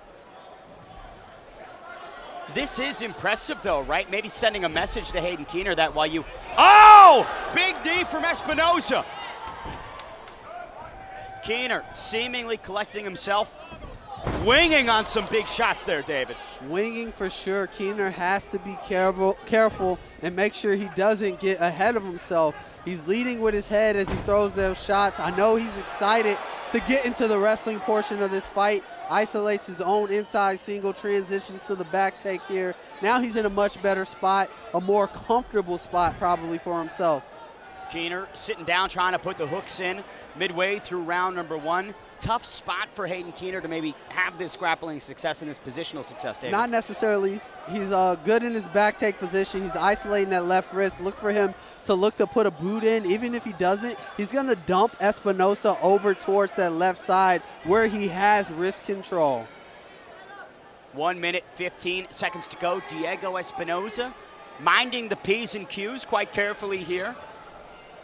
And, I mean, you mentioned a tough spot for him. Depending on what type of wrestler he is. is. Rear naked choke might be in for Hayden Keener.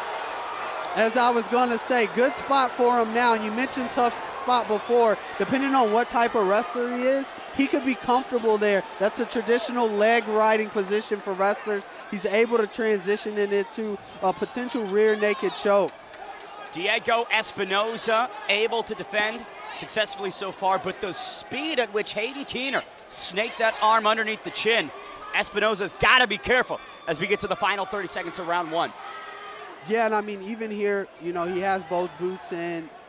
Being a traditional wrestler, we don't want to just ride legs here, as they would say. We want to try to get in a more dominant position. We want to be threatening the choke, possibly even get Espinosa's back to the canvas and build, you know, into a mount position. Espinosa firing that right hand back into Keener's face. Maybe not the most powerful shots, but certainly annoying for Hayden Keener. Annoying for sure. I mean, it's not going to do any damage, but, you know, as Keener burns out the clock, give him something to think about. I think this is going to be a good second round for both of these guys.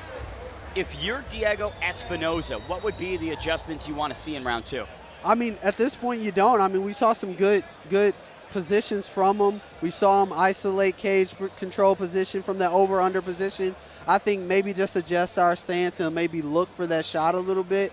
Maybe look for some counter knees, throw some teeps up top, something to prevent Keener from shooting that shot, or at least make him think about it. Here we have Keener riding the back here of Espinosa, isolating that right arm under the chin, wasn't able to lock it in here, but, you know, definitely something that was threatening. I think everybody in here thought that could have been all she wrote. And great work from Diego Espinosa to be able to get that out from underneath his neck, put it on the jaw. Uncomfortable position for him, but he gutted it out. And now we're set for an electric second frame. The debuts on both sides, Hayden Keener, Diego Espinosa, round 2 underway.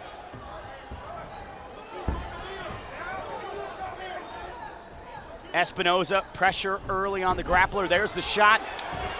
Nice double leg transition to a single leg. Espinoza doing a great job sprawling out, getting his hips back. Throws a knee up top. Hayden Keener in a world of trouble here early.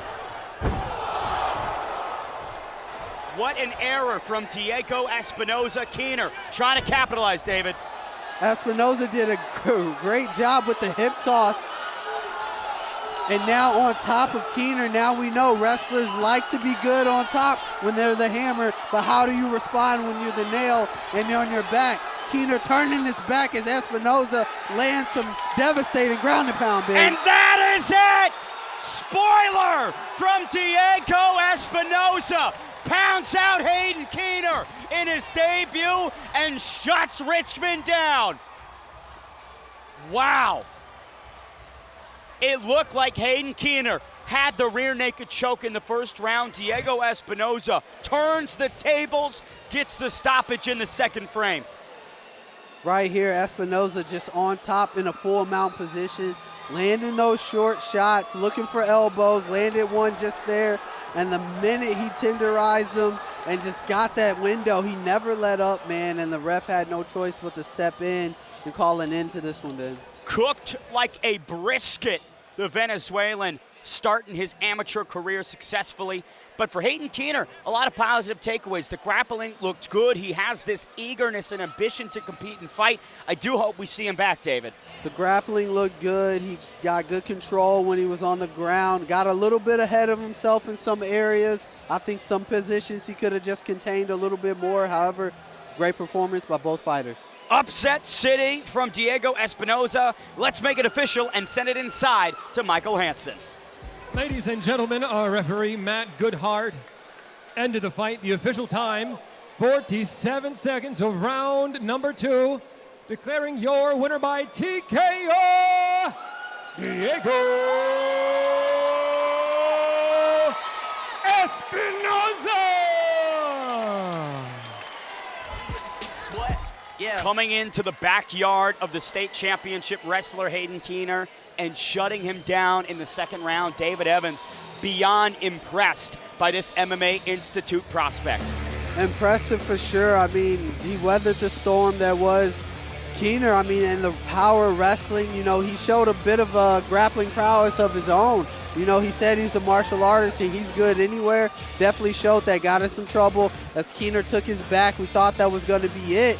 Got the right arm under the throat, was able to get out of that position, and the moment he found his window to land some shots, he did just that. Got his own takedown, countered the shot attempt there by Keener, got on top, landed the ground and pound, ref steps in, he's the winner. Can't wait to see Diego Espinoza back here in APFC soon. Future seems to be bright. Let's keep the high-octane action rolling and send it back inside to handsome Michael Hansen. Ladies and gentlemen, we are ready for our next bout of the evening. 3 rounds going down in the APFC Flyweight division. And now, making the walk to the cage first, he's fighting out of Colonial Beach, Virginia, Trevor, Mr. Walk 'em Down Smith. Kevin, Mr. Walk 'em Down Smith, 10 amateur bouts underneath his belt, many finishes inside his career. The nickname suggests one thing, David Evans. He's going to come forward and throw haymakers. Definitely plans to walk him down and hopes to put him down. I mean, we spoke to him also yesterday. We talked to the other facets of his game. You know to walk him down. What about the grappling? He said, I can do it, but I don't plan on it. Training with our flyweight champion, Austin Hall, shows that he's addressing the other areas of his game. The spots that have led to losses in the past, he believes, are now closed. The 11th ranked amateur flyweight in Virginia, making his APFC debut here tonight. What are you expecting from Trevor Smith? Much more of what we just said. He's going to walk him down, stand in his opponent's face, look to get in the boxing range, land combinations. He's definitely someone that's looking for that home run shot every step of the way. told us that his BJJ is still quite funky and that at times he doesn't know the next step of positions or maybe the right moves to make. Do you think that could cost him here tonight? I definitely think at this level of MMA that can cost anyone, but perhaps he's playing a little bit of possum there. I don't know. I would hate to think that he's made it this far and not been able to navigate through certain grappling sequences. Here he is, Mr. Walk 'em Down, Trevor Smith, for his APFC debut. And now making the walk to the APFC cage, originally from Ponce, Puerto Rico. Now he lives and fights out of Charlottesville, Virginia. Yared, kid from Ponce, Velasquez. Yared Velasquez, kid from Ponce, Puerto Rico, now fighting out of Charlottesville, Virginia. Said that 3 years ago he was working 9 to 5 at a UPS store and wanted to make his dream a reality of being a mixed martial artist. Now he makes the walk for the second time and is making his APFC debut here in just a few moments, David. Definitely seems to be an intensely focused fighter, not only inside the cage but outside the cage, as you just spoke to, is definitely lining up his entire life for ultimate success here in the cage, and now he has the opportunity to do so in the APFC. Big takeaways from his debut: said that he fought at the wrong weight class at Bantamweight, is a flyweight. Learned that, unfortunately, against Sebastian Alliston in October of last year, but said that this weight cut was benefited by a nutritionist, a dietitian, doing all of the right things outside of the cage, David, so that inside of it, he can get his hand raised. You know, that focus is definitely going to make his path to success here tonight and going forward definitely much easier. Doing all of the right things, being cognizant of the diet, being cognizant of his training, cognizant of his lifestyle outside the cage, he's definitely setting himself up. The kid from Ponce told us that the double leg is where Mr. Walk 'em Down Trevor Smith is weakest. So we've got a wrestling game plan on one side and funky BJJ on the other, David. I'm expecting kind of an odd sequence of events to play out here. I see a lot of scramblings. I see somebody's knee hitting the canvas at some point, and I don't know if they'll get back up. The kid from Ponce making his APFC debut, it's Yared Velasquez.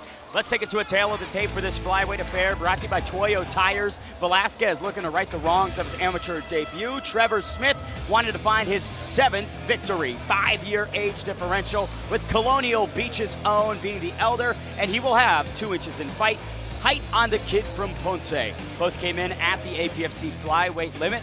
Let's take it inside to Michael Hansen. Ladies and gentlemen, this fight is 3 rounds in the APFC Flyweight division, sponsored by Toyo Tires.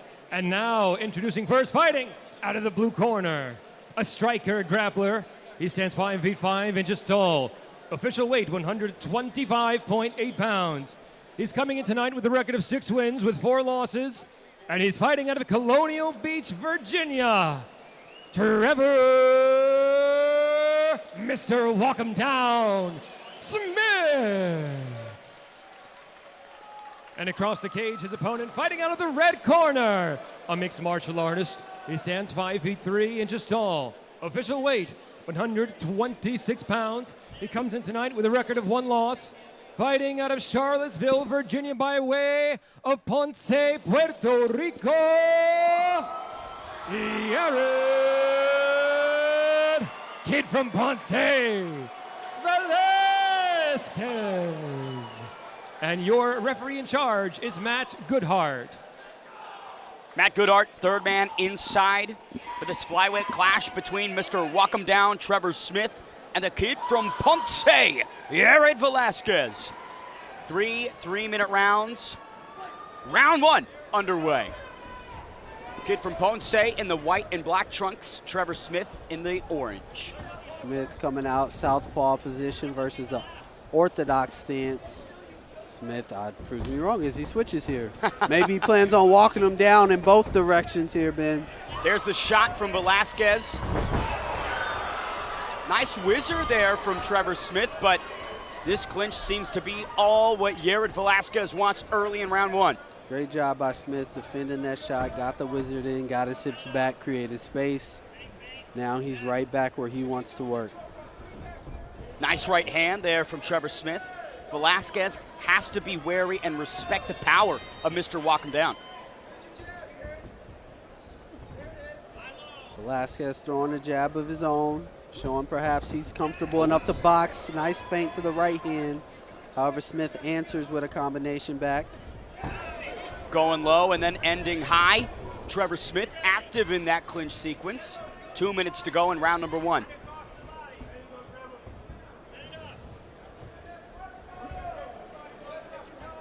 I asked Yared Velasquez about the experience edge that Trevor Smith has, right? 10 amateur bouts to Velasquez's 1, and he was not deterred whatsoever by that lengthy pedigree that Mr. Walk Him Down has.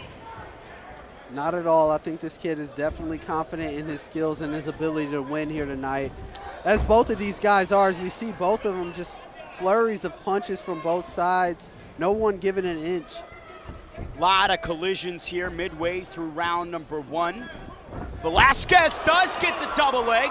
Mr. Walk Him Down walked down to the canvas, Dave. Picture perfect double leg. He did a great job of drawing Smith into the exchange with the hands, changed levels, snatched the leg up, and now he's in a good position here. Immediately going to full mount on Smith. Smith trying to keep that lockdown arm over Yared, but giving up a lot of position. He said his BJJ was wonky. David? He's going to need to get a little funky here right now as Yared Velasquez is chipping away. Nice short shots. Sneaky elbow there. 40 seconds to go. Can Yared Velasquez find a first-round stoppage here as Smith tries to build up?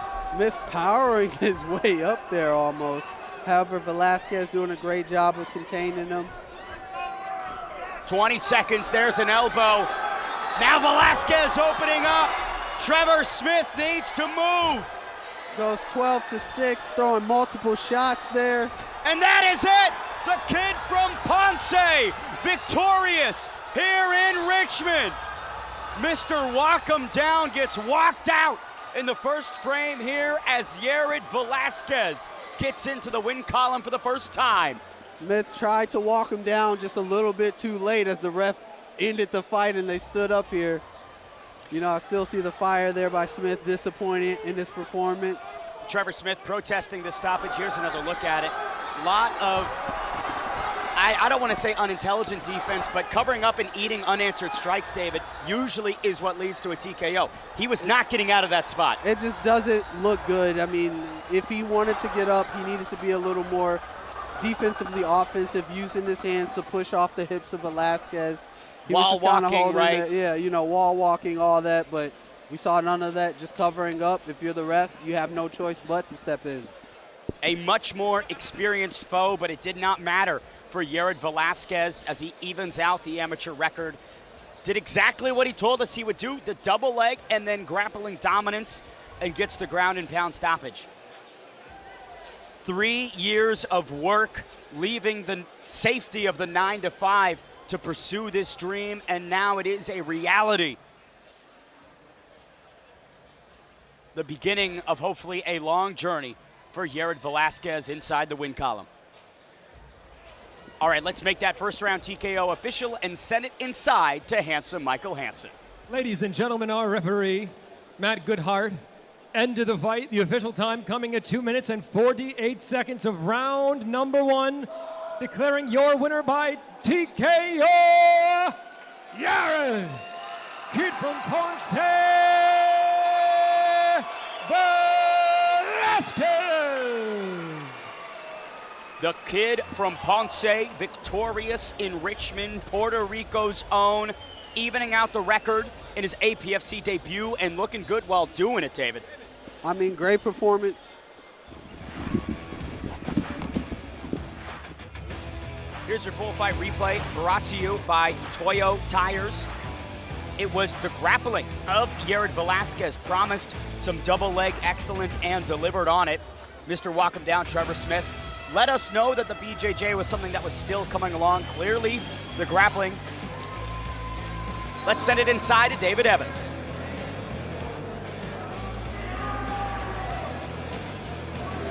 thought that would be the avenue towards your victory. Can you walk me through this fight? It's exactly as you said. Me and my team have been training for the last 8 weeks. Just take him down when he comes in, you know, because it's in his name. He walks people down, and I gotta respect that, you know. Even though I know my striking is a little bit better, I still wanted to find a path, my path of beating him, and not his way, his path. So I just, you know, it's coming in with that wrestling mindset and just constant pressure. That's all, you know, that's what we came here to do tonight, so. Very impressive. From the outside looking in, it looked like you almost wanted to draw him into a stand-up fight, and then once he got comfortable, you went to your wrestling. Once you got him to the ground, did you think that the ref would stop from that immediate ground and pound, or were you ready to continue? Man, I'm ready to continue, man. If the ref is not here, I'm still fighting, man. So I'm not stopping until someone pulls me off. So that's how we finish fights here. Ladies and gentlemen, your winner, Yared Velasquez.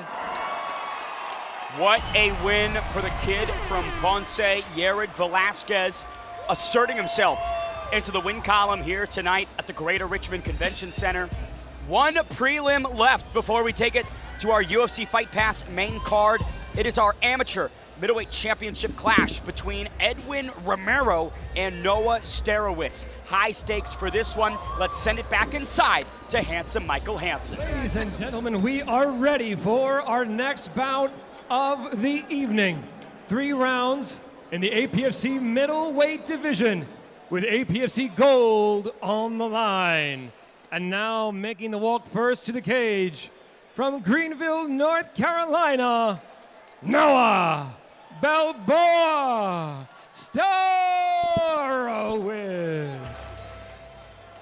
Noah Balboa Starowitz, born August 15th, 1999, now today has the opportunity to hoist the amateur APFC middleweight championship.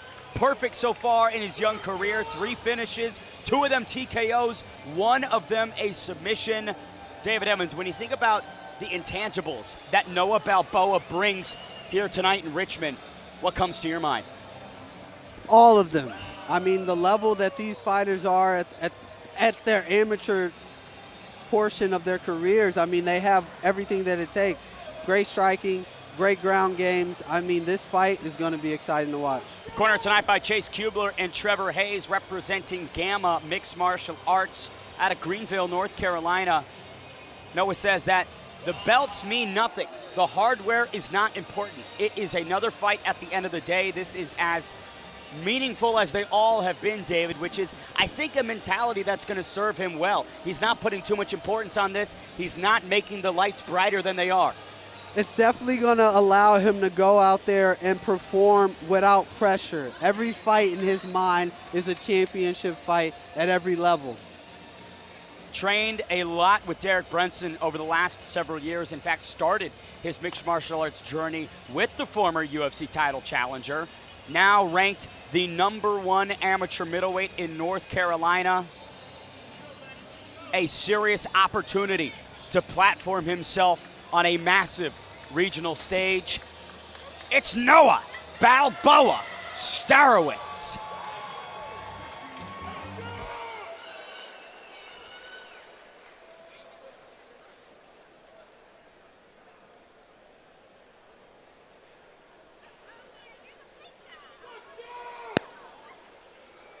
Looks like we're having a... Now making the walk to the APFC cage, he is fighting out of Richmond, Virginia, Edwin Romero.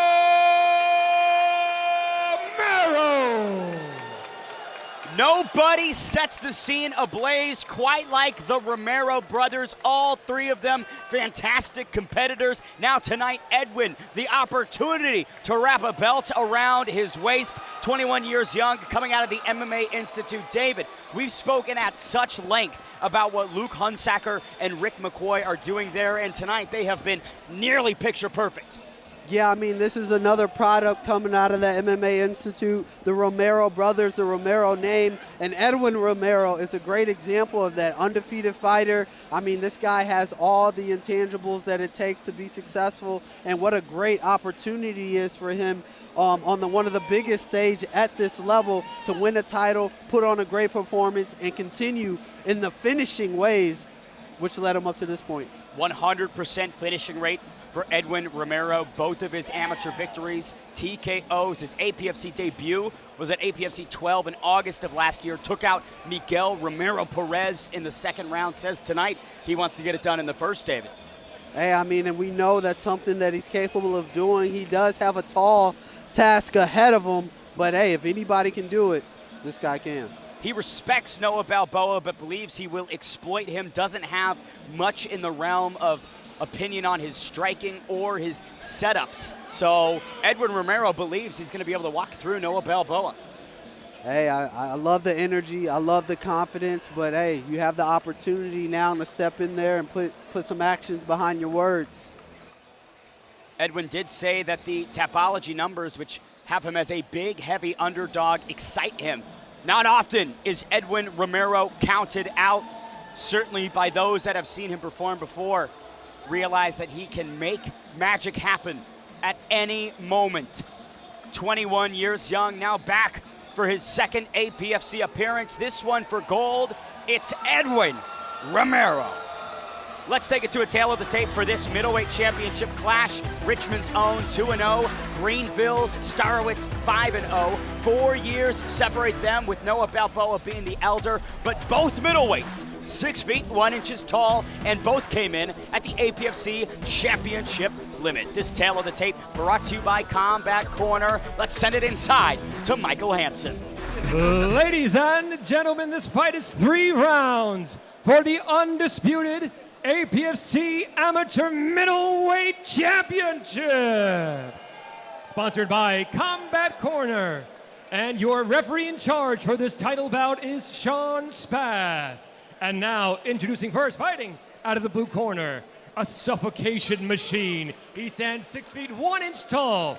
Official weight, 184 pounds. And he comes in tonight with a record of 5 wins with no losses. Fighting out of Greenville, North Carolina, Noah Balboa Starowitz. And across the cage, his opponent fighting out of the red corner, a freestyle fighter. He stands 6 feet 1 inch tall. He stepped on the scale and officially weighed 185.4 pounds. And he steps into the cage tonight with 2 victories and no losses. He's fighting out of Richmond, Virginia, Edwin Romero.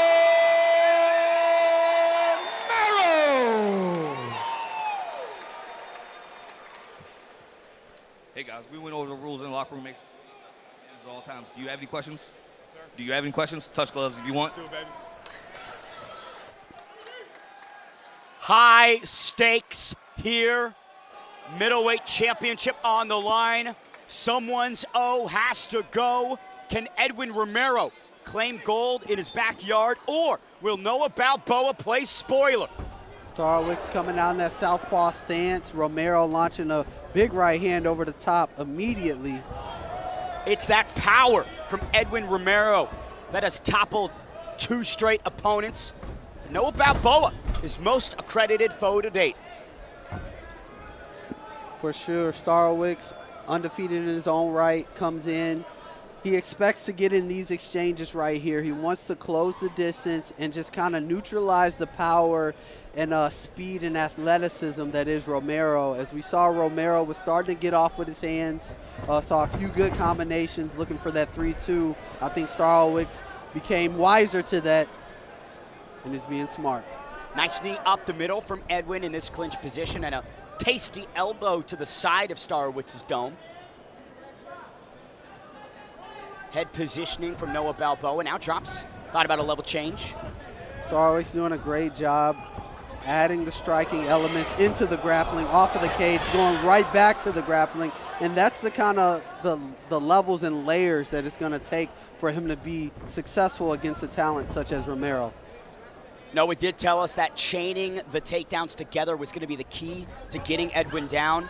He has a healthy respect for Romero's takedown defense and anti-grappling, but feels that he will come up on top in these positions, David. You know, more than anything, if he's not successful with the takedown, it's great for him to just burn the clock, constantly tying takedown attempts. As we saw him run the pipe and transition back to the double leg there, it can edge out rounds for him.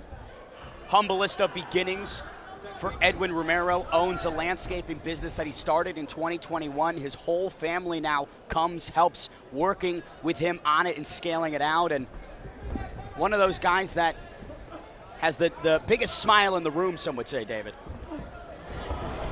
Intercepting left hand from Romero. Starowitz sprawled out here. Attempted single leg there by Starowitz, but Romero able to sprawl out, get his hips away. And now he's in a better position now to put Starowitz against the cage. I mean, up to this point, the story of the fight has been cage controlled by Starowitz. Starowitz, interesting entry there. Hasn't done much in the way of striking so far. Seems like he really wants to keep this in a grappling conversation. For sure. He's been landing and touching that jab, though. I mean, I think which could help him out as the rounds go to maybe possibly land a big power shot to follow it up, or if anything, start to feint and become more successful with his shots. Big left from Noah Balboa. Now he connects on Edwin Romero. Starowitz is definitely here to fight, and he's here to take that championship home with him. Nice shot from Romero to stave off Balboa. Oh! 3 5-minute rounds here due to the championship nature of this booking. Romero eating that left hand again. Noah Balboa finding a home for that straight left, David. A straight left, the jab has been working. I think he needs to continue to mix in his shots, though, because as Romero gets comfortable in the striking exchanges, we can expect to see him become more dangerous. Now Romero doing a great job coming in with the body lock, just kind of putting Starowitz against the cage, changing up the tempo, looking for a big strike perhaps on the exit. Noah jumping in with the Superman shot, eats a short elbow. Romero's penchant for violence on full display. Romero did a great job rolling that right hook of Starowitz, coming up with a big hook of his own, and he's starting to really find the mark with his striking. Nice leg kicks from Romero as well, destabilizing Noah Balboa. Nice connection. Every time Noah's gone for that Superman strike, it's cost him, David. Romero's doing a great job of not just slipping his head off center, but slipping inside, which is allowing him that short overhand counter there on Starowitz. And we know Romero has the power and the pop to put the lights out, and those are the kind of shots that do it, Ben. Noah Balboa a step behind on the feet. Romero in full control so far. Not the underdog maybe that many assumed he would be, David. No, I can't believe that anybody thought he would. I mean, both of these guys, highly talented fighters. I just think it's the record from Romero. But, I mean, if you look at the skills and the assets and the tangibles, he's nobody's underdog. Final 10 seconds of round number one. Romero goes high. Noah Balboa blocks it, tries to return fire. We head to round two. Amateur middleweight championship hanging in the balance. Richmond's own Romero seemingly pumped up after that first frame, David. I mean, it started off early looking like Starowitz was going to have his way in the grappling compartment. He was able to contain Romero quite a bit.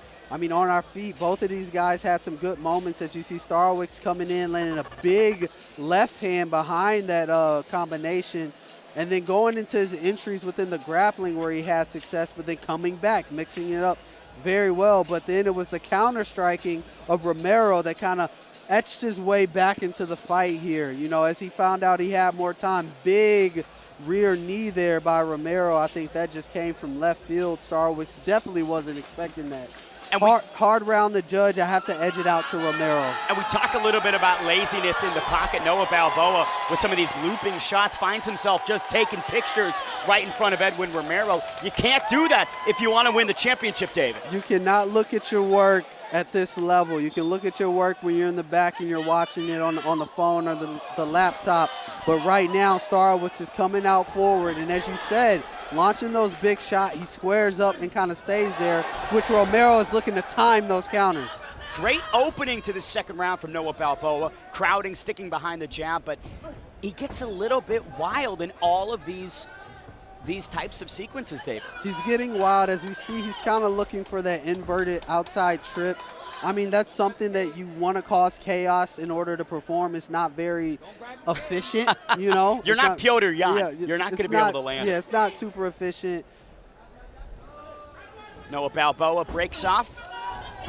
Nice takedown entry here, but Romero defending well. Which is what he needs to get back to, his traditional takedown setups and feints. He's in on the single leg. He has to be careful as Romero chopping away with some elbows. Those can't be too comfortable there for Starwicks. Extra 6 minutes on the clock with the 3 5-minute rounds versus the 3 3s that both these guys are used to. Noah Balboa told us that he really enjoyed having that extra time, David.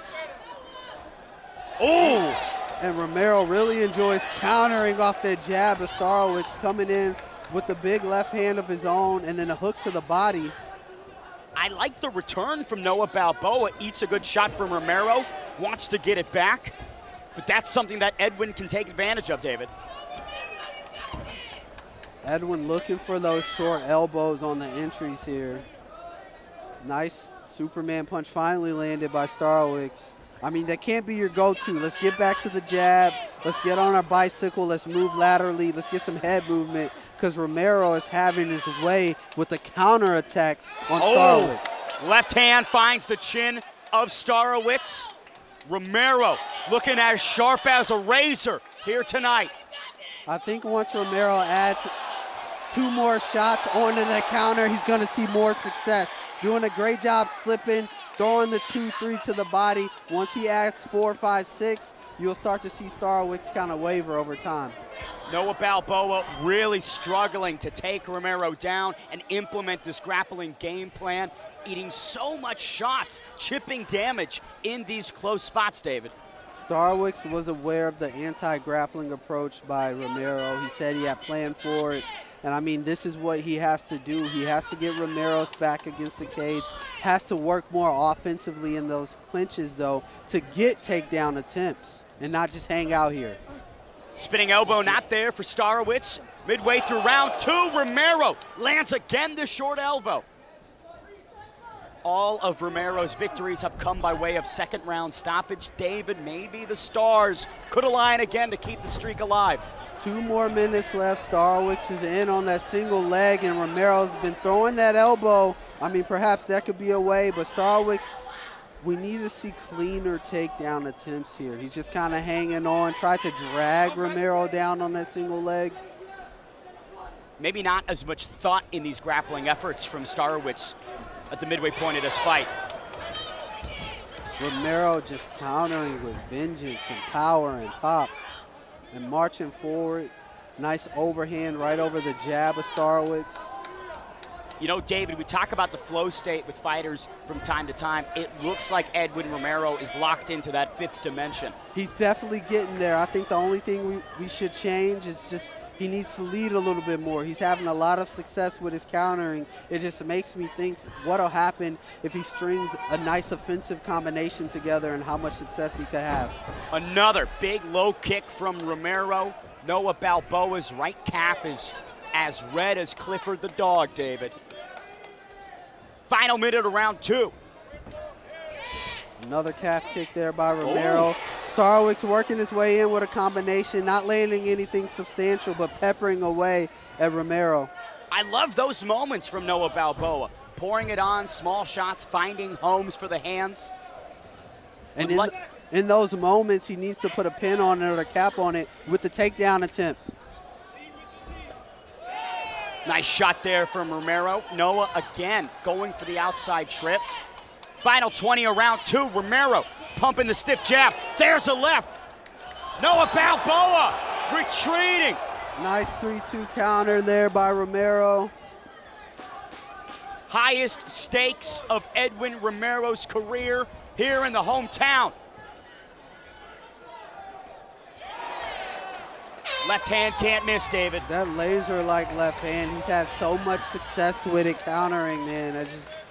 Romero just seems to be a half a step ahead of Starwicks at each point in the striking exchanges. Third and final round ahead of us. When you think about the precision of Edwin Romero, his accuracy is at an all-time best here, David.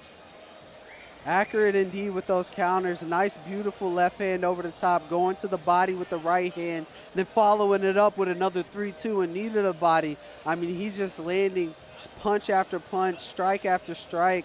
I'm liking the output that I'm seeing by Romero and the counter striking. And that knee that he threw at the end of that equation is going to get Noah Balboa thinking, hey, I can't just enter lazily on these shots. I'm going to eat that knee to the jaw. 5 more minutes to determine the inaugural amateur middleweight champion here at APFC. David, when you think about cardio, when you think about stamina, where are these guys ranking right now with their gas tanks? I mean, right now, neither one of these guys are looking like they're too out of the fight from a cardio or conditioning perspective. I think right now Romero's just on another level as far as his output, his frequency, and his speed with his countering. But Starwicks has been consistent, just moving forward a little bit more methodical. I mean, let's just see how this third round goes. Starwicks starting off the third with pressure. Romero, stiff, quick jab. Can't get off the fence. Nice combo from Starwicks and good defense here early. He did a better job exiting, making sure his defensive faculties were intact, and he didn't really get countered there. That's what we need to see more of Starwicks. Nice dig downstairs from Noah Balboa. If you're going to call yourself Balboa, you got to live up to the nickname, battle through the adversity, rise up in these challenging moments. Got to live up to the hype. As long as he doesn't fight and lead with his left hand like Rocky, I think he'll be fine, because these counters by Romero are just ridiculous. 4 minutes to go in this third round. Noah avoids the low kick there. And this is a tough spot for Romero that we haven't seen him in yet this fight. Cloistered against the cage, not able to get off. I think more so as he's found his rhythm, he's found his timing. I think he's just going back into that well of countering and just waiting for Starwicks to make that one wrong move. Noah, non-committal on the shots to the left and right side. Beautiful jab from Romero, doubles up on it. Romero been looking for that lead elbow all night. Starwicks comes back with a combination of his own. Again, trying the elbow, having a hard time landing it. Best start of the round so far for Noah Balboa. Again, Nice. the leg kick. And a stiff jab there by Starwicks as he eats the leg kick. You look at that leg, man. Red as can be, as you pointed out earlier, Ben. Romero now trying to push forward and be the aggressor.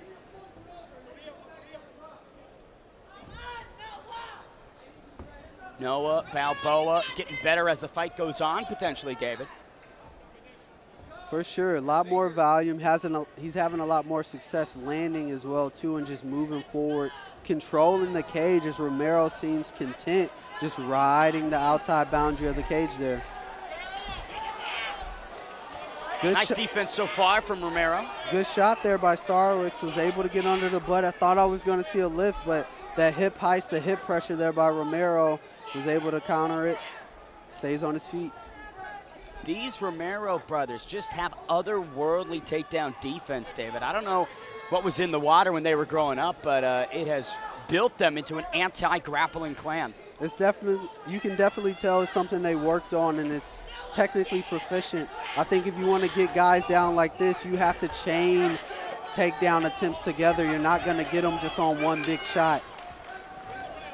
Minute 45 on the clock here to determine the champion. Romero landing with a big right. Balboa seemingly unfazed by all these shots despite the impact, David. Nice 3-2 by Romero. Now he starts to move forward a little bit. Let's see what his offensive striking is looking like. Starwicks works him back against the cage. It's this ebb and flow, back and forth. Every moment there's a sequence, it's a seeming momentum switch, David. Big left hand. That'll change the momentum for you right there, Ben. And now Romero's opening up. Final minute of round 3. Can Romero put a stamp on it in Richmond? Crowd's on their feet as Romero just marches forward, landing combinations, doing a great job attacking the head, following up with the body shots, going right back to the head. I mean, Romero is looking like a professional boxer the way he's throwing those combinations, moving his head, hitting angles. Final 40 seconds. Starwitz back to the well of the Superman strike. Oh, and again the leg kick from Romero. Right now, Starwitz in on that outside single. I mean, that lead leg, I don't think he's able to really push off of it enough to land a takedown, but it gets him in a good spot. He's not getting punched on, working Romero with his back against the cage. Final 10 seconds here. Edwin Romero taking on his most experienced challenger, swinging to end it. What a performance from Edwin Romero, 21 years young, but pouring it on. His most experienced test to date.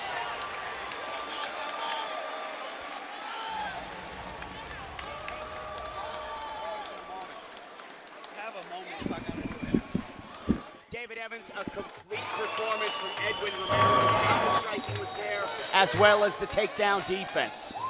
Takedown defense, the counter striking, and that was all she wrote. I mean, what I loved mostly about the counter striking, it was not just one big shot. He was countering with 2-punch combinations, 3-punch combinations, ending with the knees. He mixed pretty much everything up here tonight. I mean, he definitely was the matador to the bull that was Starwitz. Final 10 seconds of that third round here. Romero just opening up, electrifying the Greater Richmond Convention Center, wanting to deliver another statement stoppage. Couldn't find it. Noah Balboa as tough as advertised, but man, a seriously fun fight to determine our amateur middleweight champion, who in all likelihood will be the young gun Edwin Romero. Let's make it official and find out the winner and send it inside to handsome Michael Hansen. And gentlemen, after 3 rounds of championship action, we go to the scorecards. And all 3 judges scored the fight 30-27 for your winner by unanimous decision. And now, the undisputed APFC amateur middleweight champion, Edwin Romero.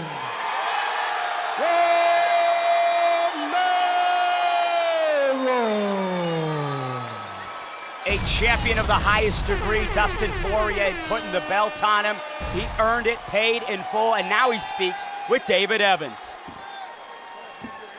Ladies and gentlemen, I'm here with your new APFC amateur middleweight champion, Edwin Romero. Edwin, can you walk us through that title fight from round 1 to round 3? What's going in your mind coming into this one? I knew Noah was going to be a dog walking into this.